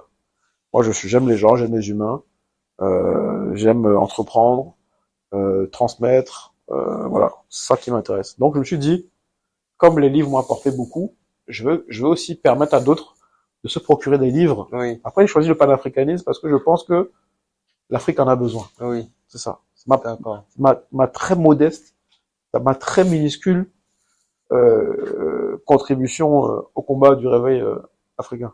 J'aime beaucoup parce que tu es toujours dans la nuance et la subtilité parce que toi, autant pour promouvoir un champagne, tu sais les réseaux sur lesquels tu dois miser, par les canaux par lesquels tu dois distribuer tout ce que tu produis. Autant en fait, quand il s'agissait des livres, tu sais écouter les conseils, tu sais Bien sûr. écouter, observer ton environnement pour te dire ok là il faut que je capitalise sur les réseaux sociaux. Donc ça c'est quelque chose qui est admirable. Est-ce que c'est quelque chose que tu as appris avec le temps, quelque chose qui est inné? Comment on développe ça finalement, ce sens et ce flair de comment je vais bien distribuer? Parce que c'est finalement ça la question. Après, je pense que les études, ça a été utile quand même. Oui, On fait les études de commerce, on nous apprend les différents canaux de distribution, la stratégie commerciale, les fameux 4P. On nous apprend plein de choses qui sont quand même utiles. C'est des techniques des. En fait, moi, par exemple, quand je veux former quelqu'un, je ne veux pas qu'il répète comme un robot ce que je lui ai dit de faire. Je veux qu'il comprenne le mécanisme de par pensée. lequel, ouais, Voilà. En fait, quand tu as compris le mécanisme de pensée, c'est bon. Tu as compris l'architecture de la stratégie et tu peux te déployer.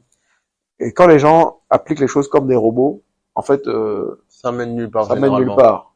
Et la valorisation de ton capital humain dans ton entreprise est à zéro. Oui, Et quand la personne a compris, c'est comme quand on dit, au lieu de te donner du poisson, je vais t'apprendre à pêcher. ouais, Donc, je préfère former mes équipes en leur faisant comprendre les mécanismes de pensée pour qu'ils sachent, face à telle situation, voilà comment est-ce que je dois m'articuler. bien sûr. Et donc, pour moi, il est évident que si je dois vendre un produit élitiste, comme le champagne, il vaut mieux que je passe par les réseaux, Oui, en Afrique en tout cas. Parce que je vais pas aller créer... déjà, c'est pas réellement ma marque. Moi, bien je suis sûr, distributeur. tu distribues, ouais. Je suis distributeur de la marque. Si je veux faire une grosse campagne sur le réseau avec une marque que je distribue, comme aujourd'hui tout est globalisé, il se peut que mon investissement en local bénéficie à la marque après Bien sûr. à la France. Tu vois ce que je veux comprends, dire? à la limite, c'est elle qui Je doit me- financer voilà, ça, en fait. je me dis, si je dois le faire, il faut qu'il y ait un cofinancement. Ouais. Je suis pas propriétaire de la marque. Mais sur les livres, les livres panafricains, où je me dis là, tu te lances dans un combat, quand même, c'est un challenge, un lourd challenge. Oui, Il faut te donner tous les moyens de toucher le maximum de monde. Je me suis dit que en fait, ma petite librairie de Djalula, son challenge c'est pas de vendre des livres, c'est de se faire connaître. oui, Il faut que les gens sachent que il existe une librairie panafricaine au Togo et qu'ils peuvent venir se procurer des livres là-bas. Donc je dis bon, il faut miser sur la notoriété au début. Donc stratégie large, hein, c'est pas de l'écrémage, c'est plutôt large. Et donc je me dis bon bah il faut tartiner pour que j'ai le plus de gens possible bien sûr. qui sachent que la librairie existe. Ouais. Dans un premier temps. Dans le début j'ouvre large et après au fur et à mesure je restreins. Ouais. Parce que les livres panafricains ne sont pas destinés que aux personnes engagées Ouais, politiquement dans bien le panafricanisme. N'importe qui ouais, bien sûr. peut, De la même façon que nous, on nous pousse à lire des livres voilà. d'ailleurs. Par exemple, une fois on a eu la visite d'une femme métisse. Ouais, non, on a eu la visite d'une femme blanche Ouais. dans la librairie qui a un enfant métis, Ok. mais l'enfant, le père n'est plus là, enfin ils sont plus avec elle est plus avec le papa, et donc elle est venue acheter des livres pour enfants qui de façon ludique explique à un enfant quelle est la vraie histoire de l'Afrique, par exemple. Hmm, Tu vois ce que je veux dire? je vois. Cette dame-là, elle n'a pas vraiment un engagement politique dans le panafricanisme, Bien sûr. manifestement, mais elle a jugé bon pour que son enfant ait un certain ancrage de lui offrir un livre. Elle est venue à la librairie. Donc voilà, la librairie, c'est pas du tout un programme politique. Bien sûr. Voilà, c'est juste une, euh, une envie de partager en fait avec les autres. C'est très important ce que tu dis. Récemment, il y a moins d'une semaine, j'interviewais Edem. Sûrement que son podcast sera sorti lorsque celui-ci sort. Qui me disait en fait ce que lui il observe, ce qui manque aujourd'hui dans notre façon. Donc lui, il est spécialisé dans tout ce qui est publicité out of home, donc les panneaux qu'on va voir aussi dans la ville. Et il disait que ce qui manque aujourd'hui au Togo, mais qui est en train de s'affirmer de plus en plus, c'est euh, cette identité togolaise dans la façon dont on communique, dans la façon dont on promeut les produits. Chose que, comme tu disais tout à l'heure, les Nigériens ont su trouver, les Sénégalais ont su trouver, les Ivoiriens savent trouver, en fait, ils ont une identité. La question que je me pose, donc, du coup, c'est un peu en amont, on mettra sans doute le passage donc de notre podcast, on parlait donc du coup d'une marque de soda-vie togolaise qui était passée justement entre les mains d'un grossiste. Comment tu concilies l'identité sur le volet local, d'accord, avec des contraintes et des standards sur le plan international? Et ça, pourquoi je te pose cette question, c'est pour ces milliers de producteurs dans l'agroalimentaire au Togo, tu vois, qui créent des produits qui sont géniaux en fait. Ouais, j'en connais. Moi, j'utilise un savon noir liquide qui est créé par une marque et j'adore ce savon. Ok. Alors, mais bon, je suis d'accord qu'il y a du génie au Togo. Après, il faut savoir en fait quel est l'objectif final. Est-ce que l'objectif final, c'est que le produit distribué soit vendu directement par la marque? C'est-à-dire, est-ce que euh, un producteur de bananes séchées ou enfin, je sais pas, de chips de bananes plantain, est-ce qu'il veut que son produit, comme il a produit sorti de son usine, soit revendu tel quel, ou est-ce qu'il veut être un sous-traitant d'une autre marque? D'accord. C'est très intéressant ce que tu dis. Parce que il se peut que euh, par exemple quelqu'un crée une marque avec un design un peu spécifique et que il a besoin juste de la production. Et dans ce cas, il faut juste vendre en gros, en fait, de façon brute, le produit. Euh, c'est quoi l'identité togolaise? Moi, je me pose la question. Parce que euh, moi, par exemple, si je dois identifier une identité togolaise, je vais me référer aux bons humoristes, des bonnes blagues togolaises qu'on fait, le style togolais un peu, on a un style un petit peu marrant, provocateur. Tu vois, par exemple, quand tu vas prendre un Zémidjan, et que Zémidjan, quand il passe, il te dit Oleya. Ce style-là, c'est le nôtre, ça c'est le style togolais. Ça. Ouais. C'est en gros, pas de chichi, quoi. Ouais. Pour moi, le style togolais, c'est un style, on n'est pas dans le chichi. Ouais. C'est un peu brut, c'est un peu, tu vois ce que je veux dire? Je vois. Et ça, il faudrait arriver à rendre ça mignon. Oui. Tu vois? Oui. À rendre ça, ouais, pas agressif, mais le rendre mignon. Et ça, je pense que c'est l'identité togolaise. Le Togolais, c'est pas un grand belliqueux qui va chercher la bagarre. C'est quelqu'un de pacifiste qui a une forme de modestie, qui sait bien se contenter de peu. Et je pense que ça a un charme. Moi, j'ai toujours vu l'éducation togolaise rayonner dans le monde entier. Quand tu prends l'éducation qu'on reçoit, parfois c'est une éducation qu'on trouve trop dure, trop stricte, mais l'éducation togolaise, elle rayonne dans le monde entier. la cuisine togolaise. Ouais. Il faut le dire. Je dis, moi, tu trouveras pas plus chauvin, pas plus patriote que moi. Ah, c'est clair, on a les meilleurs plats. Ah, faut dire la vérité. C'est clair. Tu prends par exemple une sauce arachide ou une sauce palme.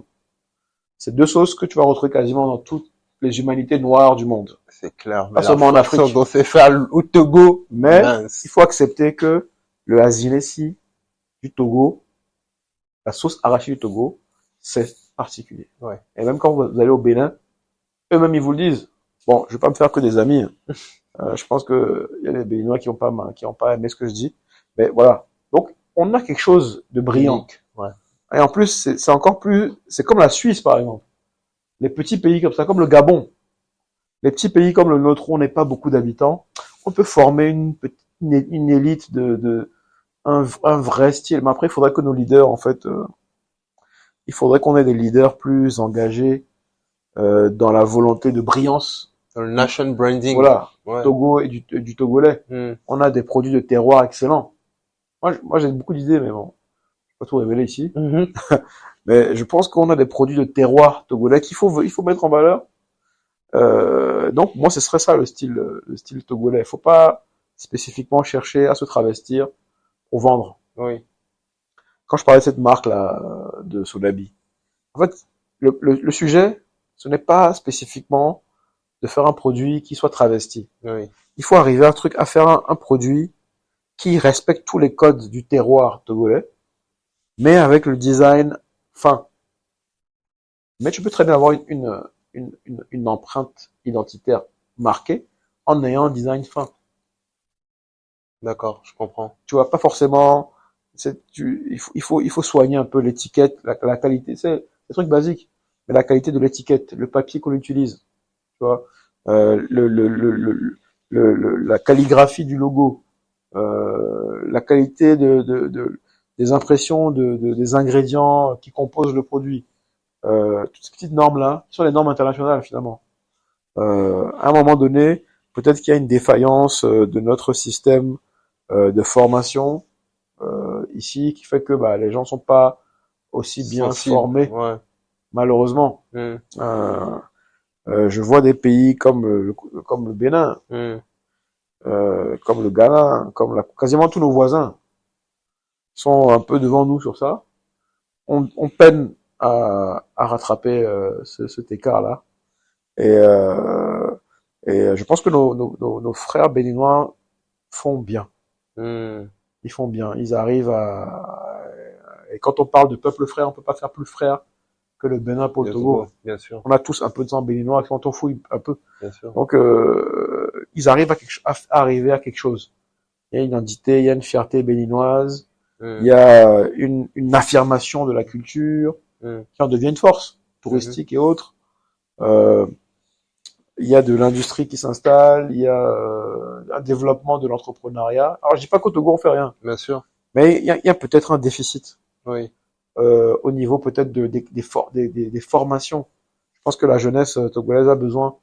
On a des talents, on a beaucoup de talents au Togo. Je pense qu'il y a besoin de rentrer dans des possibilités de formation ici, au local, pour qu'on puisse, comme on est un petit peuple, c'est ça en fait. En fait, on serait, je sais pas moi, le Nigeria, je sais pas combien de millions d'habitants. On serait la Côte d'Ivoire, ils sont déjà beaucoup plus nombreux que nous. Mais nous, on est un petit peuple. Normalement, cette faible démographie devrait être une force pour nous permettre justement de faire une élite togolaise, quoi. Moi, c'est ça mon rêve, le rêve que je formule pour mon pays, c'est d'arriver à faire une vraie élite togolaise, qu'on se dit, mais les Togolais là. Mais en fait, ça existe déjà, en fait. Il faut s'en rendre compte. Mais oui, parce que au Togo comme à l'extérieur, les Togolais sont très bons dans leur domaine. Les gens ne se rendent pas compte. Ouais. Mais moi, la plupart des gens que je connais, qui me parlent du Togo ou des Togolais, tu sens qu'il y a ce truc-là qui revient. Bien sûr. Moi, je pense aux petits efforts de tout le monde.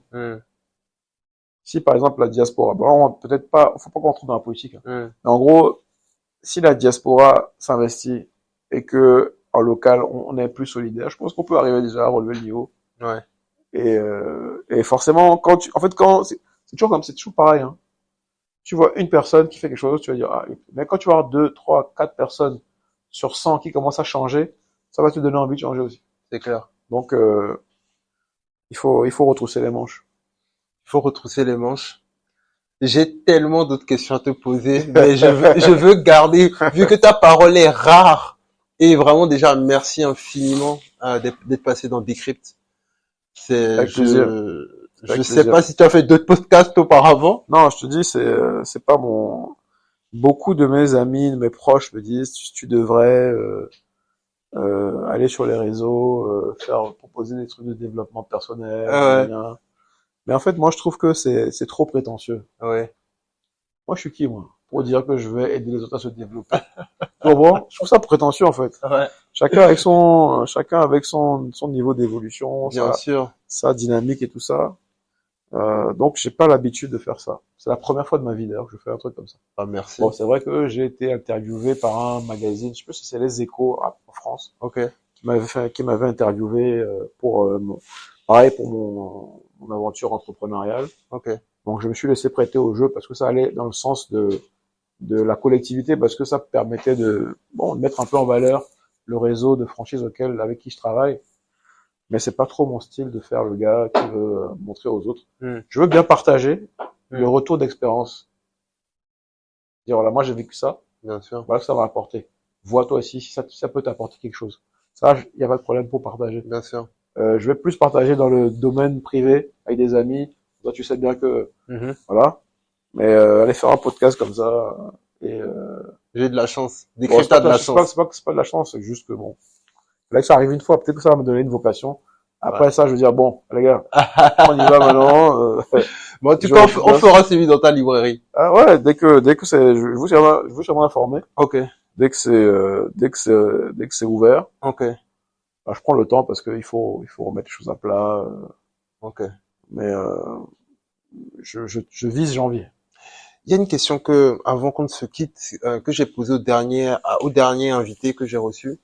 C'est, tu vois, en Europe, aux États-Unis, enfin en Amérique et même en Asie, il y a cette culture aujourd'hui des businessmen d'investir dans le sport, dans la musique.